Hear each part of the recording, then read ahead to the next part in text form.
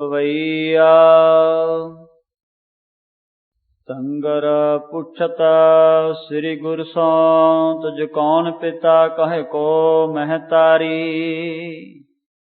जोगी के भोगी के सोगी किदो हरखी रह हों कहो साच उचारी। वाहिगुरु जी का खालसा वाहिगुरु जी की फतेह। गुरु गरीब नवाज अंतरजामी भगत वत्सल किरपा देख जाने धन धन साहिब श्री गुरु ग्रंथ साहिब महाराज की पावन पवित्र हजूरी विच सजी होई। गुरु रूप गुरु खालसा साध संगत जी, धन धन सतगुरु गुरु नानक देव साहिब जी महाराज सिद्धां नूं पावन उपदेश बख्शिश कर रहे ने। जिस प्रकार बहुत सारियां ऊणताइयां मनुख दे विच आ जांदियां ने। एक परमेश्वर दा होना, परमेश्वर अवतार धार के आए ने। सब गुण किसे ही ना है, हर पूर भंडारिया। एक पासे सधारण मनुख घरां तो जाके जंगलां विच बैठे ने, जिन्हां ने कदे माड़ी मोटी भी कदे शक्ति कोई नहीं देखी हुंदी। वो कमाइयां करके जदों शक्ति दे मालक बनते ने तां फिर उन्हां दी हौमे भी बहुत ज़्यादा वध जांदी। जदों कि परमात्मा तक पहुंचण लई हौमे दी निवृत्ति दी लोड़ है। मेहनत अभ्यास सिद्धां दा बहुत है पर मार्ग सही नहीं मिलिया। सो गुरु नानक देव जी महाराज ने सही मार्ग उन्हां नूं जाके बख्शिश कीता है ताकि उन्हां दा कल्याण हो सके, भला हो सके।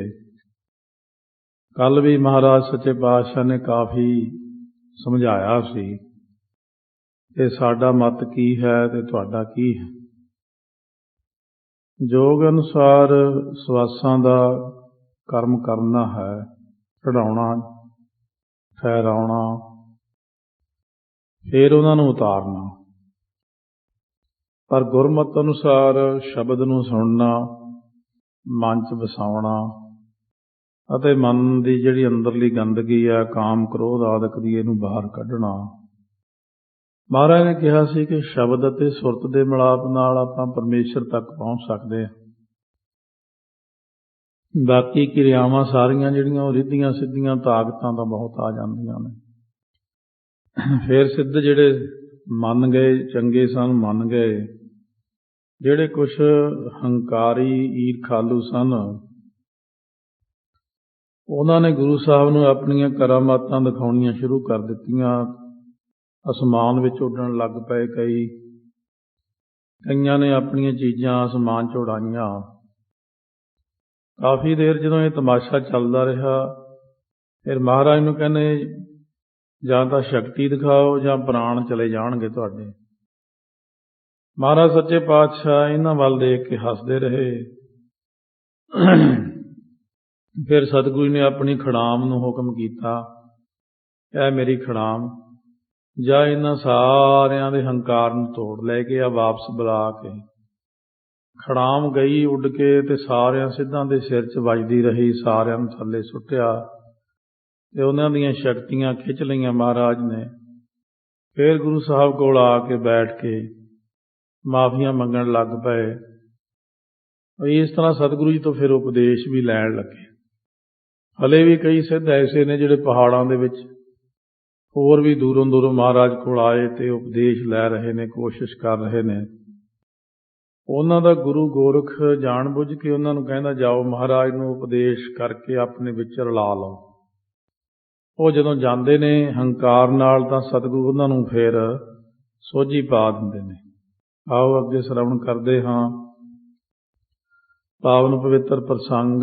रसना नूं करिए पवित्र, प्यार सत्कार नाल गज के आखो सतनाम श्री वाहिगुरु साहिब जी। सतनाम श्री वाहिगुरु साहिब जी। ਗੁਰ ਪੂਛਤਾ ਸ੍ਰੀ ਗੁਰ ਸਾ ਤੁਝ ਕੌਣ ਪਿਤਾ ਕਹੋ ਕੋ ਮਹਤਾਰੀ। ਹੁਣ ਇੱਕ ਸਿੱਧ ਹੋਰ ਆਇਆ ਚੱਲ ਕੇ, ਧੰਗਰ ਜਾਂ ਸੰਗਰਨਾਥ ਇਹਨਾਂ ਦਾ ਨਾਮ ਹੈ। ਆ ਕੇ ਮਹਾਰਾਜ ਨੂੰ ਪੁੱਛਣ ਲੱਗਿਆ, ਤੁਹਾਡਾ ਪਿਤਾ ਕੌਣ ਹੈ, ਤੁਹਾਡੀ ਮਾਤਾ ਦਾ ਕੀ ਨਾਮ ਹੈ, ਕਿੱਥੋਂ ਆਏ ਹੋ, ਤੋ ਤੁਸੀਂ ਜੋਗੀ ਹੋ ਕਿ ਜਾਂ ਭੋਗੀ ਤੋਂ ਭਾਵ ਗ੍ਰਸਤੀ ਹੋ, ਸੋਗੀ ਹੋ ਭਾਵ ਉਦਾਸ ਮਤ ਧਾਰਿਆ ਹੈ, ਜਾਂ ਤੁਸੀਂ ਪ੍ਰਸੰਨ ਰਹਿਣ ਵਾਲੇ ਹੋ। ਇਹ ਗੱਲ ਸਾਨੂੰ ਸੱਚੀ ਉਚਾਰ ਕੇ ਦੱਸੋ ਜੀ। ਜੋਗੀ ਕੇ ਭੋਗੀ ਕੇ ਸੋਗੀ ਕਿਦੋ ਹਰਖੀ ਰਹਿ ਹੋਂ ਕਹੋ ਸਾਚ ਉਚਾਰੀ।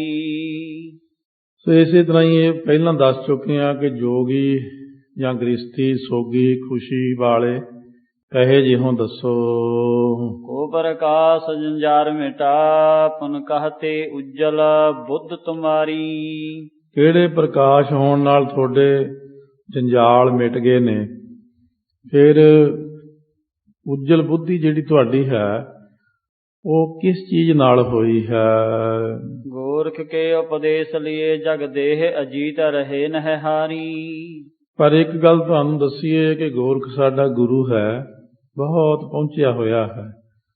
ਉਹਦੇ ਉਪਦੇਸ਼ ਲੈਣ ਨਾਲ ਜੱਗ ਦੇ ਵਿੱਚ ਜਿਹੜੀ ਦੇਹੀ ਹੁੰਦੀ ਹੈ ਉਹ ਅਜੀਤ ਰਹਿੰਦੀ ਹੈ, ਜਿੱਤਣ ਤੋਂ ਰਹਿਤ ਭਾਵ ਹਾਰਦੀ ਨਹੀਂ, ਬੰਦੇ ਨੂੰ ਵਡੇਪਾ ਨਹੀਂ ਆਉਂਦਾ, ਬੜੀਆਂ ਲੰਬੀਆਂ ਉਮਰਾਂ ਹੋ ਸਕਦੀਆਂ ਹਨ। ਪੰਕਜ ਲੋਚਨ ਬੈਨ ਕਹੇ ਪਿਤ ਮੋਹਿ ਸੰਤੋਖ ਖਿਮਾ ਸੁਭ ਮਾਈ। ਹੁਣ ਪੰਕਜ ਲੋਚਨ, ਜਿਨ੍ਹਾਂ ਦੇ ਲੋਚਨ ਨੇਤਰ ਕਮਲ ਵਰਗੇ ਸੋਹਣੇ ਗੁਰੂ ਨਾਨਕ ਦੇਵ ਜੀ ਮਹਾਰਾਜ ਕਹਿਣ ਲੱਗੇ ਕਿ ਮੇਰਾ ਪਿਤਾ ਜਿਹੜਾ ਹੈ ਉਹ ਸੰਤੋਖ ਹੈ ਤੇ ਮੇਰੀ ਮਾਤਾ ਖਿਮਾ, ਕਿਸੇ ਨੂੰ ਮਾਫ ਕਰ ਦੇਣਾ, ਖਿਮਾ ਕਰ ਦੇਣਾ, ਇਹੀ ਮੇਰੀ ਮਾਤਾ ਹੈ। ਭੋਗ ਮੈਂ ਜੋਗ ਨ ਸੋਗ ਕਰ ਹਰਖੋ ਨਹਿ ਨੀਰਜੋਂ ਕੰਜ ਰਹਾਈ। ਸੋ ਮਹਾਰਾਜ ਸੱਚੇ ਪਾਤਸ਼ਾਹ ਕਹਿਣ ਲੱਗੇ ਗ੍ਰਸਤ ਵਿੱਚ ਜੋਗੀ ਹਾਂ, ਗ੍ਰਸਤੀ ਨੂੰ ਸੋਗ ਪੈਂਦੇ ਨੇ ਪਰ ਅਸੀਂ ਸੋਗ ਨਹੀਂ ਕਰਦੇ। ਗ੍ਰਸਤੀ ਨੂੰ ਧਨ, ਇਸਤਰੀ, ਇੱਜ਼ਤ, ਤਾਕਤ ਦੀ ਖੁਸ਼ੀ ਹੁੰਦੀ ਆ, ਉਹ ਮਾਇਕ ਖੁਸ਼ੀ ਅਸੀਂ ਨਹੀਂ ਕਰਦੇ। ਤੋ ਇਹਨਾਂ ਦੇ ਵਿੱਚ ਅਸੀਂ ਕਮਲ ਵਾਂਗੂ ਨਿਰਲੇਪ ਰਹਿੰਦੇ ਹਾਂ। ਨਾ ਸਾਨੂੰ ਕਿਸੇ ਚੀਜ਼ ਦੀ ਆਈ ਦੀ ਖੁਸ਼ੀ ਆ, ਨਾ ਗਏ ਪਦਾਰਥ ਦਾ ਕੋਈ ਸੋਗ ਹੈ। ਜੰਜਾਰ ਓਂਕਾਰ ਪ੍ਰਕਾਸ਼ ਮਿਟੇ ਗੁਰ ਕੋ ਮਿਲ ਉਜਲ ਬੁੱਧ ਸਹਾਈ। ਜਿਹੜੇ ਸਾਡੇ ਅੰਦਰ ਤੁਸੀਂ ਕਹਿੰਦੇ ਹੋ ਮਨੁੱਖ ਦੇ ਵਿੱਚ ਜੰਜਾਲ ਹੁੰਦੇ ਨੇ, ਉਹ ਓਂਕਾਰ ਜੀ ਦੀ ਕਿਰਪਾ ਨਾਲ ਸਾਰੇ ਜੰਜਾਲ ਸਾਡੇ ਮਿਟੇ ਨੇ।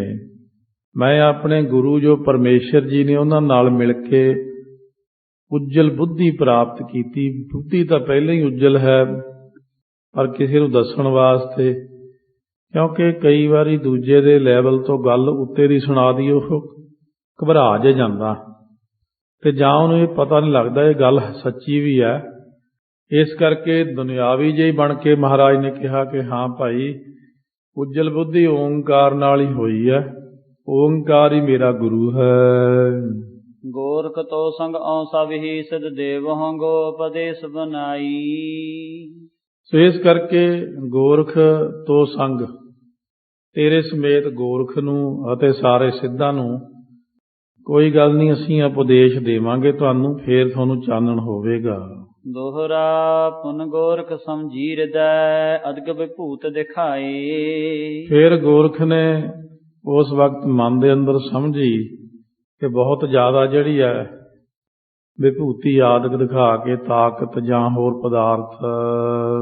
ਆਨੋ ਨਿਜ ਮਾਰਗ ਵਿਖੈ ਮਨ ਹੈ ਮਨ ਹੈ ਲੁਭਾਏ। ਮੈਂ ਆਪਣੇ ਮਾਰਗ ਦੇ ਵਿੱਚ ਇਹਨਾਂ ਨੂੰ ਲੈ ਆਵਾਂ, ਇਹ ਮੰਨ ਜਾਣਗੇ। ਮਨ ਦੇ ਵਿੱਚ ਵਿਭੂਤ ਜਿਹੜੀ ਇੱਥੇ ਕਹੀ ਹੈ ਨਾ, ਉਹ ਕਹੀ ਜਿਵੇਂ ਹੀਰੇ, ਮੋਤੀ, ਸੋਨਾ ਆਦਿਕ। ਤੋ ਇਹ ਸਾਰੀਆਂ ਚੀਜ਼ਾਂ ਇਹਨਾਂ ਨੂੰ ਸ਼ਕਤੀ ਨਾਲ ਦਿਖਾਈਏ, ਫਿਰ ਲਾਲਚ ਵਿੱਚ ਆ ਜਾਣਗੇ ਗੁਰੂ ਨਾਨਕ ਦੇਵ ਜੀ। ਜਦੋਂ ਇਹ ਲਾਲਚ ਵਿੱਚ ਆਉਣਗੇ ਤਾਂ ਫਿਰ ਇਹ ਸਿੱਧ ਬਣਨਾ ਮੰਨ ਜਾਣਗੇ, ਕਿਉਂਕਿ ਸੰਸਾਰੀ ਬੰਦੇ ਇੰਨੇ ਕੁ ਗੱਲ ਤੇ ਖੁਸ਼ ਹੋ ਜਾਂਦੇ ਹੁੰਦੇ ਨੇ। ਜੇ ਰਿੱਧੀਆਂ ਸਿੱਧੀਆਂ ਦਿਖਾ ਦਿਓ ਤਾਂ ਖੁਸ਼ ਹੋ ਜਾਂਦੇ ਨੇ, ਪੈਸੇ ਦਿਖਾ ਦਿਓ, ਹੀਰੇ ਮੋਤੀ। ਸੰਸਾਰੀ ਬੰਦੇ ਬਸ ਇੰਨੀ ਕੀ ਮਾਰ ਤੇ ਹੁੰਦੇ ਨੇ। ਜਿਵੇਂ ਗੁਰੂ ਅੰਗਦ ਦੇਵ ਜੀ ਦੀ ਪਰਖ ਲਈ ਸੀ ਜਦੋਂ ਮਹਾਰਾਜ ਬਾਬਾ ਲਹਿਣਾ ਜੀ ਰੂਪ ਵਿੱਚ ਸਨ, ਉਸ ਵਕਤ ਮਹਾਰਾਜ ਜੀ ਨੇ ਨੋਟਾਂ ਦੀ ਵਰਖਾ ਕੀਤੀ, ਚਾਂਦੀ ਦੇ ਰੁਪਈਆਂ ਦੀ। ਚਾਂਦੀ ਦੇ ਰੁਪਈਏ ਚੱਕ ਕੇ ਹੀ ਲੋਕ ਦੌੜ ਗਏ। ਫਿਰ ਸੋਨੇ ਦੇ ਸਿੱਕੇ ਵਰਖਾ ਦਿੱਤੇ, ਫਿਰ ਉਹਨੂੰ ਚੱਕ ਕੇ ਦੌੜ ਗਏ। ਫਿਰ ਜਿਹੜੇ ਬਾਕੀ ਰਹਿ ਗਏ ਕੁਛ, ਜਦੋਂ ਹੀਰਿਆਂ ਦੀ ਵਰਖਾ ਕੀਤੀ ਉਹ ਹੀਰੇ ਜੇਬਾਂ ਭਰ ਕੇ ਦੌੜ ਗਏ। ਬਾਕੀ ਰਹਿ ਗਏ 3। ਮਹਾਰਾਜ ਨੇ ਤਿੰਨਾਂ ਨੂੰ ਦੇਖਿਆ ਵੀ ਇਹਨਾਂ ਨੇ ਹੀਰੇ ਮੋਤੀ ਜਵਾਹਰਾਤ ਸੋਨਾ ਕੁਛ ਵੀ ਨਹੀਂ ਚੱਕਿਆ ਹੈ। ਸਤਿਗੁਰੂ ਕਹਿਣ ਲੱਗੇ ਵੀ ਤੁਸੀਂ ਨਹੀਂ ਗਏ? ਕਹਿੰਦੇ ਮਹਾਰਾਜ ਅਸੀਂ ਤਾਂ ਤੁਹਾਡੇ ਚਰਨਾਂ 'ਚ ਹੀ ਰਹਿਣਾ, ਅਸੀਂ ਕਿੱਥੇ ਜਾਣਾ। ਸਤਿਗੁਰੂ ਨੇ ਜਾਣਿਆ 3 ਬੜੇ ਪੱਕੇ ਨੇ, ਇਹ ਨਹੀਂ ਜਾਂਦੇ ਹੈ। ਬਾਬਾ ਲਹਿਣਾ ਜੀ, ਬਾਬਾ ਬੁੱਢਾ ਜੀ, ਭਾਈ ਭਗੀਰਥ ਜੀ, ਇਹ 3 ਰਹੇ। ਫਿਰ ਹੁਣ ਕਰੜੀ ਪ੍ਰੀਖਿਆ ਹੋ ਗਈ, ਮੁਰਦਾ ਖਾਣ ਤੱਕ ਗੱਲ ਕਹੀ। ਉਦੋਂ ਫਿਰ ਬਾਬਾ ਬੁੱਢਾ ਜੀ, ਭਾਈ ਭਗੀਰਥ ਜੀ ਵੀ ਦੌੜ ਗਏ, ਝਾੜੀਆਂ ਉਹਲੇ ਲੋਕ ਗਏ। ਗੁਰੂ ਸਾਹਿਬ ਨੇ ਸਰੂਪ ਹੀ ਐਸਾ ਬਣਾਇਆ, ਪ੍ਰਤਾਪ ਵਧਾ ਲਿਆ ਬਹੁਤ। ਉਦੋਂ ਬਾਬਾ ਲਹਿਣਾ ਜੀ ਪਰਖ ਵਿੱਚ ਪੂਰੇ ਹੋਏ ਤੇ ਗੁਰੂ ਅੰਗਦ ਦੇਵ ਜੀ ਬਣੇ ਆਪ। ਕਿਉਂਕਿ ਜਦੋਂ ਪਰਖ ਵਿੱਚ ਪੂਰੇ ਹੋ ਗਏ ਤਾਂ ਮਹਾਰਾਜ ਨੇ ਘੁੱਟ ਕੇ ਗਲਵੱਕੜੀ ਨਾਲ ਪਾ ਕੇ ਬਚਨ ਕੀਤਾ, ਤੁਸੀਂ ਸਾਡੇ ਅੰਗਾਂ ਨਾਲ ਛੋਹੇ ਹੋ, ਇਸ ਕਰਕੇ ਤੁਹਾਡਾ ਨਾਮ ਅੱਜ ਤੋਂ ਗੁਰੂ ਅੰਗਦ ਦੇਵ ਜੀ ਹੋਇਆ। ਇਸ ਤਰ੍ਹਾਂ ਸਤਿਗੁਰੂ ਮਹਾਰਾਜ ਨੂੰ ਹੁਣ ਸਿੱਧ ਪਰਖਦੇ ਨੇ ਕਿ ਆਪਾਂ ਦੇਖੀਏ। ਖੱਪਰ ਦਿੱਤਾ ਨਾਥ ਨੇ, ਬਾਲੇ ਤਾਲ ਬਲੋਕੈ। ਸੋ ਉਸ ਵਕਤ ਨਾਥ ਜੀ ਨੇ ਖੱਪਰ ਦਿੱਤਾ। ਇਹ ਖੱਪਰ ਜਿਹਾ ਹੁੰਦਾ, ਭਾਂਡਾ ਜਿਹਾ ਬਣਿਆ ਹੋਇਆ ਇੱਕ, ਇੱਥੇ ਨੇੜੇ ਪਾਣੀ ਦਾ ਇੱਕ ਤਾਲ ਹੈ ਪਿਛਲੇ ਪਾਸੇ, ਉਹਦੇ ਵਿੱਚੋਂ ਖੱਪਰ ਪਾਣੀ ਦਾ ਭਰ ਕੇ ਲਿਆਓ। ਗੁਰੂ ਨਾਨਕ ਦੇਵ ਜੀ ਨੂੰ ਕਹਿਣ ਲੱਗੇ, ਪਾਣੀ ਅਨਹ ਤਹਾਂ ਤੇ ਹੁਜੇ ਸਦਾ ਅਸ਼ੋਕ। ਉੱਥੋਂ ਪਾਣੀ ਲੈ ਕੇ ਆਓ, ਫਿਰ ਬੰਦਾ ਸਦਾ ਹੀ ਸ਼ੋਕ ਤੋਂ ਰਹਿਤ ਹੁੰਦਾ। ਲੈ ਕਰ ਗਮਨੇ ਧਾਲ, ਟਿਗ ਮਾਨਕ ਲਾਲ ਵਿਸਾਲ। ਜਦੋਂ ਮਹਾਰਾਜ ਜੀ ਉੱਥੇ ਖੱਪਰ ਲੈ ਕੇ ਗਏ ਤਾਂ ਜਗਤ ਦੇ ਕਾਰਨ ਰੂਪ ਗੁਰੂ ਨਾਨਕ ਦੇਵ ਜੀ ਨੇ ਦੇਖਿਆ, ਉਹ ਜਿਹੜਾ ਤਾਲ ਸੀ ਉਹ ਤਾਂ ਹੀਰਿਆਂ ਮੋਤੀਆਂ ਮਾਣਕਾਂ ਨਾਲ ਭਰੇ ਹੀ ਪਿਆ, ਰਤਨ ਹੀ ਰਤਨ ਪਏ ਨੇ। ਪੂਰਨ ਸਰ ਅਵਲੋਕ ਕੈ, ਠਾਂਡੇ ਰਹੇ ਕਿਰਪਾਲ। ਉੱਥੇ ਪਾਣੀ ਤਾਂ ਨਹੀਂ ਸੀ, ਪਰ ਇਹ ਸਾਰੀਆਂ ਚੀਜ਼ਾਂ ਸਨ। ਉਹਨੂੰ ਦੇਖ ਕੇ ਕਿਰਪਾਲੂ ਸਤਿਗੁਰੂ ਜੀ ਖੜੇ ਰਹੇ ਤੇ ਹੱਸਦੇ ਰਹੇ। ਜਗਮਗ ਜਗਮਗ ਕਰਤ ਹੈ, ਤਹਾਂ ਜਵਾਹਰ ਭੂਰ। ਉੱਥੇ ਬਹੁਤ ਸਾਰੇ ਜਿਹੜੇ ਸੀ, ਬਹੁਤ ਸਾਰੇ ਜਵਾਹਰਾਤ, ਹੀਰੇ ਆਦਿਕ, ਮੋਤੀ, ਪੰਨਾ, ਜੋ ਕੁਛ ਵੀ ਹੈ, ਜਗਮਗ ਜਗਮਗ ਕਰਦੇ ਸੀ। ਇਹ ਉਹਨਾਂ ਨੇ ਆਪਣੀਆਂ ਰਿੱਧੀਆਂ ਸਿੱਧੀਆਂ ਦੀ ਤਾਕਤ ਦਿਖਾਈ ਸਿੱਧਾਂ ਨੇ। ਗੋਰਖ ਕੋ ਛਲ ਜਾਣ ਕੈ, ਹਟ ਆਈ ਜਗਮੂਰ। ਮਹਾਰਾਜ ਨੇ ਜਾਣ ਲਿਆ ਕਿ ਛਲ ਹੈ, ਮਾਇਆਵੀ ਮੋਤੀ ਹੀਰੇ ਬਣਾਏ ਨੇ, ਅਸਲੀ ਨਹੀਂ ਹਨ। ਸਿਰਫ ਮੈਨੂੰ ਭਰਮਾਉਣ ਵਾਸਤੇ ਮੂਰਖ ਲੋਕ ਐਸਾ ਕਰ ਰਹੇ ਨੇ। ਕਹਿਓ ਆਨ ਤਹ ਨੀਰ ਨਹਿ, ਖੱਪਰ ਲਿਹੋ ਸੰਭਾਲ। ਮਹਾਰਾਜ ਜੀ ਵਾਪਸ ਆ ਗਏ ਤੇ ਕਹਿਣ ਲੱਗੇ, ਨਾਥ ਜੀ ਉੱਥੇ ਤਾਂ ਪਾਣੀ ਨਹੀਂ ਹੈ, ਆਹ ਖੱਪਰ ਆਪਣਾ ਲਓ ਵਾਪਸ, ਇਹ ਸੰਭਾਲ ਲਓ। ਉਹ ਵੀ ਜਾਣ ਗਏ ਕਿ ਸਤਿਗੁਰੂ ਨੂੰ ਕੋਈ ਲਾਲਚ ਨਹੀਂ ਹੈ, ਹਰ ਪ੍ਰਕਾਰ ਨਾਲ ਗੁਰੂ ਨਾਨਕ ਦੇਵ ਜੀ ਨੂੰ ਪਰਖਿਆ ਹੈ। ਬੈਠੇ ਬਹੁਰ ਸਮੀਪ, ਹਵੈ ਸ੍ਰੀ ਗੁਰ ਦੀਨ ਦਿਆਲ। ਫਿਰ ਕੋਲ ਬੈਠ ਕੇ ਗੁਰੂ ਦੇਵ ਸੱਚੇ ਪਾਤਸ਼ਾਹ ਦੀਨ ਦਿਆਲ ਜੀ। ਦੋਹਰਾ ਮਨ ਮੁਖ ਕਬਿਲ ਬਾਛਨਾ, ਪਕੜੈ ਕੌਣ ਉਪਾਏ। ਪਾਰਦ ਸ੍ਰੀ ਗੁਰ ਪ੍ਰੇਮ ਪਗ, ਪਿਆਵਹੁ ਹਵੈ ਥਿਰ ਥਾਇ। ਕਹਿੰਦੇ ਜਿਹੜਾ ਸਾਡਾ ਮਨ ਹੈ, ਇਹ ਮਾਨੋ ਇੱਕ ਚੂਹਾ ਬਣਿਆ ਹੋਇਆ, ਅਤੇ ਜੋ ਵਾਸ਼ਨਾ ਰੂਪੀ ਖੁੱਡ ਵਿੱਚ ਭੱਜਿਆ ਫਿਰਦਾ ਹੈ, ਇਹਨੂੰ ਕਿਸ ਉਪਾਅ ਨਾਲ ਫੜੀਏ। ਤਾਂ ਫਿਰ ਆਪ ਹੀ ਕਵੀ ਜੀ ਉੱਤਰ ਦਿੰਦੇ ਨੇ ਕਿ ਸ੍ਰੀ ਸਤਿਗੁਰੂ ਜੀ ਦੇ ਚਰਨਾਂ ਦਾ ਪ੍ਰੇਮ ਪਾਰੇ ਵਾਂਗੂ ਭਾਰਾ ਹੈ। ਇਸ ਚੂਹੇ ਨੂੰ ਪਿਲਾ ਦਈਏ ਜੋ ਟੇਕ ਕੇ ਥਾਂ ਸਿਰ ਬਹਿ ਜਾਵੇ, ਇਸ ਤਰ੍ਹਾਂ ਕਹਿੰਦੇ ਨੇ ਮਨ ਨੂੰ ਇਕਾਗਰਤਾ ਦਈਏ। ਦੋਹਰਾ ਪਚਹਾਰੇ ਸਭ ਹੀ ਜਵੈ ਕਿਹ ਵਿਦ ਜੀਤ ਨਾ ਪਾਈ। ਹੁਣ ਦੋਹਰਾ ਉਚਾਰਨ ਕਰਦੇ ਨੇ। ਪ੍ਰਸੰਗ 64ਵਾਂ ਪ੍ਰਾਰੰਭ ਹੋਇਆ ਭਾਈ ਬਾਲਾ ਸੰਦਰਬਾਜ। ਭਾਈ ਬਾਲਾ ਸੰਧੂ ਜੀ ਉਚਾਰਨ ਕਰਦੇ ਨੇ ਕਿ ਪਚਹਾਰੇ ਸਭ ਹੀ ਜਵੈ। ਜਦੋਂ ਸਾਰੇ ਸਿੱਧ ਆਪਣਾ ਜ਼ੋਰ ਲਾ ਬੈਠੇ, ਕਿਸੇ ਤਰੀਕੇ ਨਾਲ ਵੀ ਗੁਰੂ ਨਾਨਕ ਦੇਵ ਜੀ ਨੂੰ ਇਹ ਜਿੱਤ ਨਾ ਸਕੇ। ਗੋਰਖ ਚਿੰਤਾ ਤੁਰ ਭਇਓ ਹੋਵਤ ਬਾਦ ਉਪਾਏ। ਗੋਰਖ ਵੀ ਫਿਰ ਚਿੰਤਾਤਰ ਹੋ ਗਿਆ, ਭਈ ਵਿਅਰਥ ਜਾਂਦੇ ਨੇ ਸਾਰੇ ਸਾਡੇ ਕੀਤੇ ਹੋਏ ਜਿੰਨੇ ਯਤਨ ਨੇ, ਸਾਰੇ ਹੀ ਬੇਅਰਥ ਗਏ ਨੇ। ਚੌਪਈ ਬਹਰੋ ਸਰਬ ਸਿੱਧ ਮਿਲ ਆਏ। ਫਿਰ ਸਾਰੇ ਸਿੱਧ ਇਕੱਠੇ ਹੋ ਕੇ ਆ ਗਏ। ਜੇ ਸਖਤਨ ਜੁਤ ਹੁਤੇ ਪਲਾਏ। ਸੋ ਜੋ ਸ਼ਕਤੀਆਂ ਵਾਲੇ ਭੱਜ ਗਏ ਸਨ, ਉਹ ਵੀ ਵਾਪਸ ਮੁੜ ਆਏ। ਗੋਰਖ ਜੈ ਬੇਦੀ ਕੁਲ ਦੀਪਾ। ਜਿੱਥੇ ਗੋਰਖ ਜੀ ਅਤੇ ਬੇਦੀ ਕੁਲ ਦੀਪਕ ਗੁਰੂ ਨਾਨਕ ਦੇਵ ਜੀ ਸਜੇ ਹੋਏ ਨੇ, ਵੈਸੇ ਸਭ ਤਹ ਹੋਏ ਸਮੀਪਾ। ਉੱਥੇ ਸਾਰੇ ਜਾਣੇ ਨੇੜੇ ਹੋ ਕਰਕੇ ਬੈਠ ਗਏ ਨੇ। ਕਿਤ ਕਦੂ ਦੇਰ ਤੁਸਨ ਹੀ ਰਹੇ। ਕਿੰਨੀ ਕੁ ਦੇਰ ਤੱਕ ਚੁੱਪ ਹੀ ਰਹੇ। ਪੁੰਨ ਵਿਚਾਰ ਗੋਰਖ ਬਚ ਕਹੈ। ਫਿਰ ਵਿਚਾਰ ਕਰਕੇ ਗੋਰਖ ਜੀ ਨੇ ਬਚਨ ਕਿਹਾ, ਮਾਨੋ ਮਨ ਮੈਂ ਬਾਣੀ ਮੋਰੀ। ਸੋ ਮੰਨ ਲਓ ਮਨ ਦੇ ਵਿੱਚ ਮੇਰੀ ਬਾਣੀ ਕਹੀ ਹੋਈ ਬਚਨ। ਸੁਨੋ ਕਾਨ ਦੇ ਕਹਾਂ ਬਹੌਰੀ। ਕੰਨ ਦੇ ਕੇ ਸੁਣੋ, ਮੈਂ ਫੇਰ ਕਹਿੰਦਾ ਹਾਂ। ਸਭ ਸਿੱਧਨ ਕੋ ਅਦਪਤ ਬਣੀਐ। ਅਸੀਂ ਤੁਹਾਨੂੰ ਸਾਰੇ ਸਿੱਧਾਂ ਦਾ ਮਾਲਕ ਬਣਾਉਨੇ ਆ, ਰਾਜਾ ਬਣਾ ਦਿੰਦੇ ਆ, ਵੱਡਾ ਜੋਗੀ ਬਣਾ ਦਿੰਦੇ ਆ। ਸਾ ਪਰ ਨਿਜ ਆਇਸ ਕੋ ਭਨੀਐ। ਸਾਰੇ ਸਿੱਧਾਂ ਦੇ ਉੱਤੇ ਤੁਹਾਡੀ ਆਗਿਆ ਚੱਲੇਗੀ, ਤੁਸੀਂ ਵੱਡੇ ਬਣ ਜਾਓ। ਮੁੰਦਾ ਪਹਿਰੋ ਝੋਲੀ ਲੀਜੈ। ਤੇ ਕੰਨ ਵਿੱਚ ਮੁੰਦਰਾ ਪਾ ਲਓ ਤੇ ਝੋਲੀ ਪਾ ਲਓ। ਅੰਗ ਵਿਭੂਤ ਮਲਨ ਕੋ ਕੀਜੈ। ਆਪਣੇ ਪਿੰਡੇ ਦੇ ਉੱਤੇ ਜਿਹੜੀ ਹੈ ਵਿਭੂਤੀ ਮਲ ਲਓ ਤੁਸੀਂ। ਖਿੰਥਾ ਆਪਣੀ ਦੇਹ ਹੰਡਾਵੋ। ਸੋ ਇਹ ਜਿਹੜੀ ਖਿੰਥਾ ਹੁੰਦੀ ਪਾਉਣ ਵਾਲੀ ਗੋਦੜੀ, ਇਹਦੇ ਨਾਲ ਸਾਰੀ ਜ਼ਿੰਦਗੀ ਹੰਡਾਓ ਦੇਹੀ ਤੇ ਨੂੰ। ਸਿੱਧ ਜਮਾਤੀ ਮਹਿ ਅਬਜਾਵੋ। ਤੁਸੀਂ ਜਿਹੜੀ ਹੈ ਸਿੱਧ ਜਮਾਤ ਦੇ ਵਿੱਚ ਆ ਜਾਓ। ਹੁਣ ਲਿਹੋ ਭੰਡਾਰਾ ਹਮ ਤੇ ਖਾਵੋ। ਸਾਡੇ ਕੋਲੋਂ ਜਿਹੜਾ ਲੰਗਰ ਹੈ, ਭੰਡਾਰਾ ਹੈ, ਇਹ ਲੈ ਕੇ ਖਾ ਲਓ। ਸਿੰਘੀ ਮੁਖ ਤੇ ਨਾਦ ਵਜਾਵੋ। ਮੁਖ ਦੇ ਵਿੱਚੋਂ ਸਿੰਘੀ ਵਜਾਓ, ਮੂੰਹ ਵਿੱਚ ਹਵਾ ਜੀ ਭਰ ਕੇ, ਤੇ ਫਿਰ ਉਹ ਆਵਾਜ਼ ਦਿੰਦੀ ਹੈ। ਦੋਹਰਾ ਹੱਥ ਵਿਖੈ ਡੰਡਾ ਗਹੋ ਕਰ ਸਿੱਧਨ ਪ੍ਰਤੀਤ। ਸਿੱਧਾਂ ਉੱਤੇ ਨਿਸ਼ਚਾ ਕਰਕੇ ਜਿਹੜਾ ਡੰਡਾ ਹੁੰਦਾ ਉਹ ਪਕੜਨਾ ਕਰੋ ਹੱਥ ਵਿੱਚ।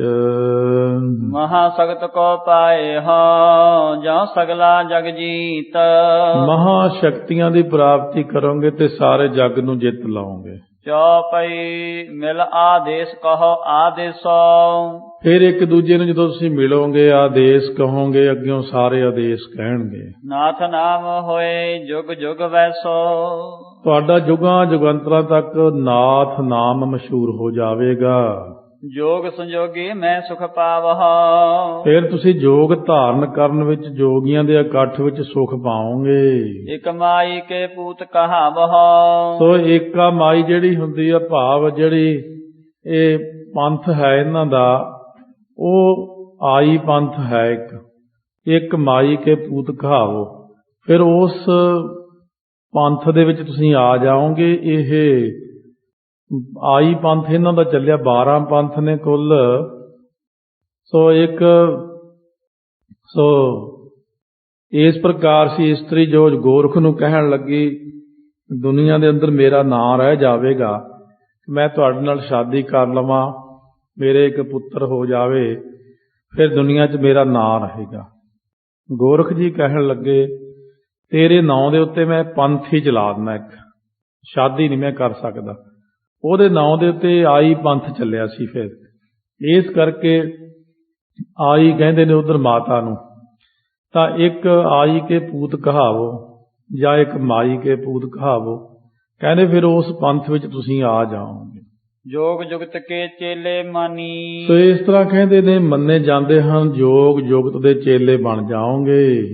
ਸਭ ਦੀਵਾਨ ਤੁਮ ਸੇਵਕ ਥਾਨੀ। ਸੋ ਸਾਰੇ ਵੱਡੇ ਜਾਂ ਸਾਰੀਆਂ ਸਭਾਵਾਂ ਦੇ ਸਭਾ ਸੱਦ ਤੁਹਾਡੇ ਸੇਵਕਾਂ ਦੇ ਥਾਂ ਹੋਣਗੇ। ਤੁਮ ਤੇ ਉਪਰ ਹੋਈ ਨਾ ਆਨਾ। ਤੁਹਾਡੇ ਨਾਲੋਂ ਉੱਪਰ ਹੋਰ ਕੋਈ ਵੀ ਨਹੀਂ ਹੋਵੇਗਾ। ਅਸੀਂ ਤੁਹਾਨੂੰ ਸਭ ਤੋਂ ਸ਼੍ਰੋਮਣੀ ਸਿੱਧ ਗਿਣਾਂਗੇ। ਸਭ ਮੈਂ ਬੈਸੋ ਹਵੈ ਪ੍ਰਧਾਨਾ। ਸਾਰਿਆਂ ਸਿੱਧਾਂ ਦੇ ਵਿੱਚ ਪ੍ਰਧਾਨ ਰੂਪ ਹੋ ਕੇ ਬੈਠਿਆ ਕਰੋਗੇ। ਦੋਹਰਾ ਲੋਏ ਲੋਏ ਆਸਨ ਕਰਹੁ ਸਰਬ ਘਰਾਏ ਭੰਡਾਰ। ਫਿਰ ਤੁਸੀਂ ਕੀ ਕਰਨਾ ਹੋਵੇਗਾ? ਸਾਰੇ ਲੋਏ ਤੋਂ ਭਾਵ ਲੋਕਾਂ ਦੇ ਵਿੱਚ, ਇਸ ਤਰ੍ਹਾਂ ਦੁਨੀਆ ਦੇ ਵਿੱਚ ਆਪਣਾ ਆਸਣ ਕਰੋ, ਭੰਡਾਰਾ ਕਰਾਵੋਗੇ। ਹੁਕਮ ਮਨਾਵੋ ਜਹਾਂ ਤਹੈ ਅਸਬਦ ਕੀਜੈ ਸਕਾਰ। ਇਸ ਤਰ੍ਹਾਂ ਆਪਣਾ ਹੁਕਮ ਮਨਾਇਆ ਕਰੋਗੇ, ਇਹ ਜੀ ਕਾਰ ਕਰੋ। ਸੋਰਠਾ ਸੁਨ ਗੁਰ ਗਿਰਾ ਅਲਾਏ ਕਰਨੋ ਰਹਿਓ ਨਾ ਹਮਹਿ ਕਛ। ਮਹਾਰਾਜ ਨੇ ਬਚਨ ਕੀਤਾ, ਸੁਣ ਕੇ ਕਹਿਣ ਲੱਗੇ ਨਹੀਂ ਬਈ ਅਸੀਂ ਕੁਛ ਨਹੀਂ ਕਰਨਾ, ਅਸੀਂ ਤਾਂ ਪਹਿਲਾਂ ਹੀ ਕੀਤਾ ਹੀ ਹੋਇਆ।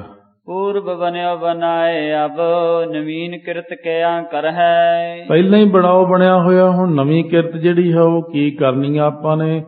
ਤੋ ਇੱਥੇ ਆਪਾਂ ਸੂਖਮ ਜਿਹੇ ਰੂਪ ਵਿੱਚ 4 ਪੌੜੀਆਂ, ਮੁੰਦਾ ਸੰਤੋਖ ਭੁਗਤ ਗਿਆਨ ਵਾਲੀ, ਏਕਾ ਮਾਈ ਜੁਗਤ ਵਿਆਈ ਵਾਲੀ, ਆਸਣ ਲੋਏ ਲੋਏ ਭੰਡਾਰ ਵਾਲੀ, ਇਹ 4 ਪੌੜੀਆਂ ਸਤਿਗੁਰੂ ਨੇ ਇੱਥੇ ਉਚਾਰਨ ਕਰਕੇ ਦੱਸੀਆਂ ਨੇ। ਖੁੱਲ੍ਹ ਕੇ ਵਿਆਖਿਆ ਇਹਦੀ ਆਪਾਂ ਜਪਜੀ ਸਾਹਿਬ ਦੀ ਸੀਡੀ 'ਚ ਸੁਣ ਸਕਦੇ ਹਾਂ। ਪਹਿਲੀ ਸੀਡੀ ਵਿੱਚ ਬਹੁਤੀ ਜ਼ਿਆਦਾ ਹੈ, ਜੇ ਨਾ ਸਮਝ ਆਵੇ ਫਿਰ ਇਹ ਹੁਣ ਭਰੀ ਹੈ, ਉਹਦੇ ਥੋੜ੍ਹੀ ਘਟਾਈ ਹੋਈ ਵਿਆਖਿਆ। ਇੱਥੇ ਸੂਖਮ ਜੀ ਵਿਆਖਿਆ ਆਪਾਂ ਦੇਖਦੇ ਹਾਂ। ਸ੍ਰੀ ਮੁਖ ਵਾਕ ਮੁੰਦਾ ਸੰਤੋਖ ਸਰਮਪਤ ਝੋਲੀ ਧਿਆਨ ਕੀ ਕਰਹਿ ਵਿਭੂਤ। ਮਹਾਰਾਜ ਸੱਚੇ ਪਾਤਸ਼ਾਹ ਕਹਿਣ ਲੱਗੇ, ਇਸ ਪ੍ਰਕਾਰ ਮੁੰਦਰਾਂ ਸੰਤੋਖ ਦੀਆਂ ਪਾਈਆਂ ਹੋਈਆਂ ਨੇ ਕੰਨਾਂ ਵਿੱਚ। ਪਹਿਲਾਂ ਹੀ ਅਸੀਂ ਜਿਹੜੀ ਮਾੜੇ ਕੰਮਾਂ ਵੱਲੋਂ ਸ਼ਰਮ ਕਰਨੀ ਹੈ, ਇਹੀ ਪੱਤਰਕਾ ਹੈ, ਭਾਵ ਪੱਤਰ ਫੜਿਆ ਹੱਥ ਵਿੱਚ, ਭਾਂਡਾ ਪੱਤਰ ਭਾਂਡੇ ਨੂੰ ਕਹਿੰਦੇ ਨੇ, ਔਰ ਇਹੀ ਝੋਲੀ ਫੜੀ ਹੋਈ ਹੈ, ਇਹੀ ਅਸੀਂ ਵਿਭੂਤੀ ਮਲੀ ਹੋਈ ਧਿਆਨ ਦੀ। ਹਿੰਥਾ ਕਾਲ ਕੁਹਾਰੀ ਕਾਇਆ ਜੁਗਤ ਡੰਡਾ ਪ੍ਰਤੀਤ।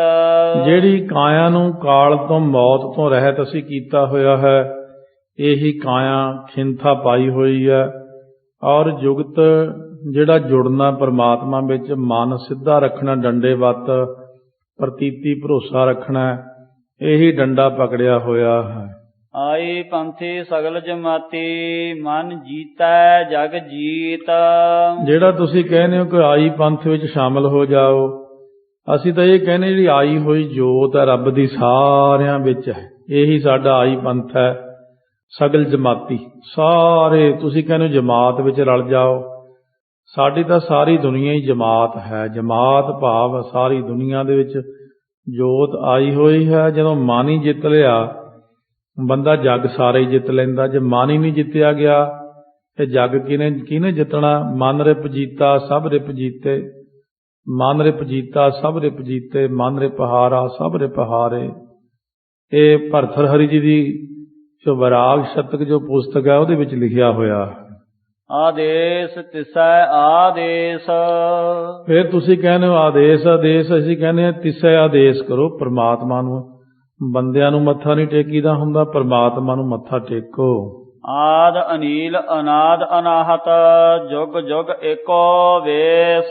ਜੋ ਆਦ ਕਾਲ ਤੋਂ ਹੀ ਲੈ ਕੇ ਪਰਮਾਤਮਾ ਜੁਗਾਂ ਜੁਗਾਂ 'ਚ ਇੱਕੋ ਹੀ ਵੇਸ ਹੈ, ਜਿਹਦਾ ਕੋਈ ਆਦ ਹੀ ਨਹੀਂ ਹੈ।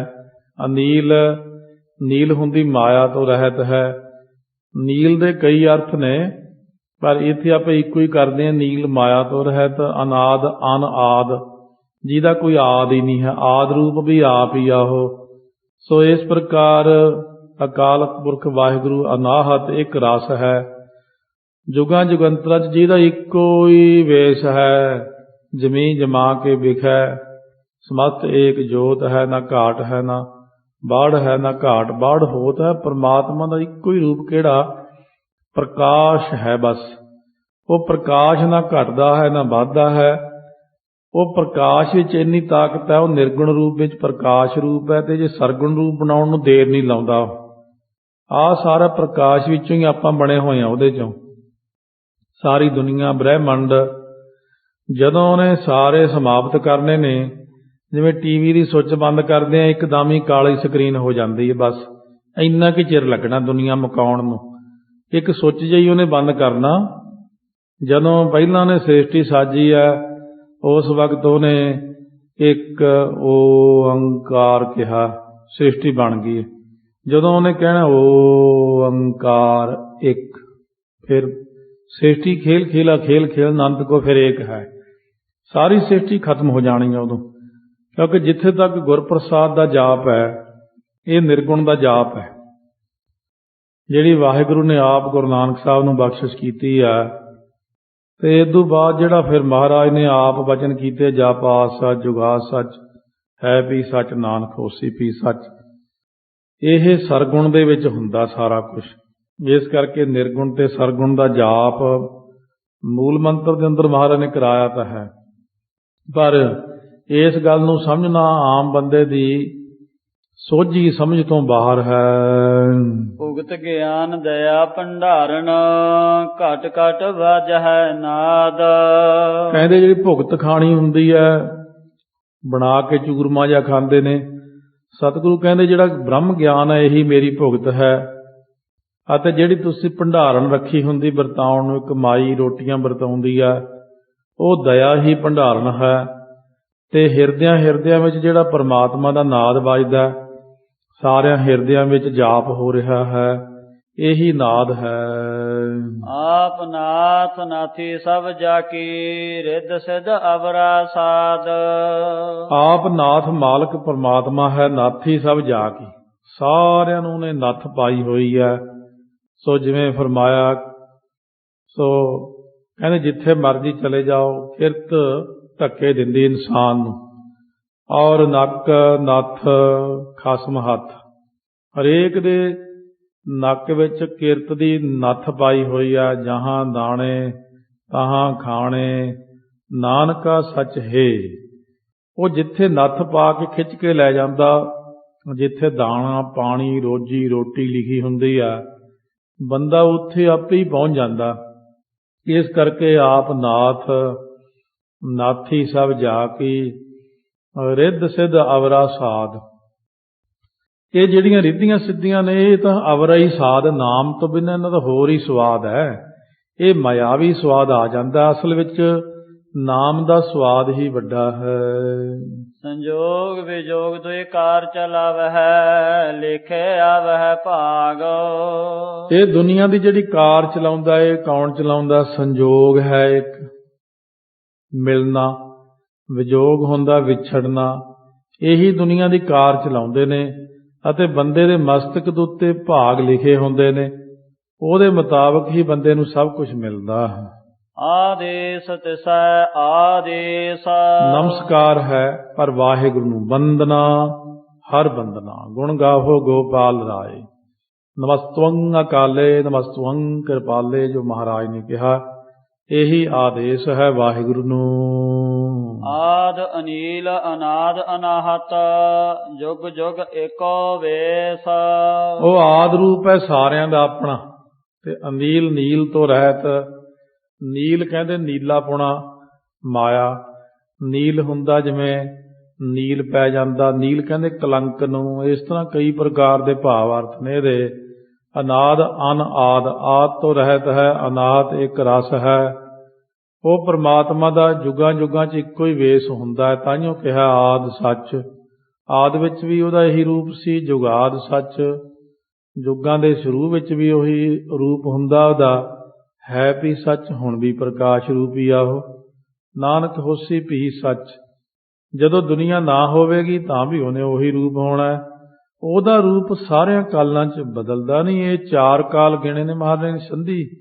ਇਸ ਪ੍ਰਕਾਰ ਇੱਕ ਤਾਂ ਭੂਤ ਭਵਿੱਖ ਵਰਤਮਾਨ 3 ਕਾਲ ਹੁੰਦੇ ਨੇ।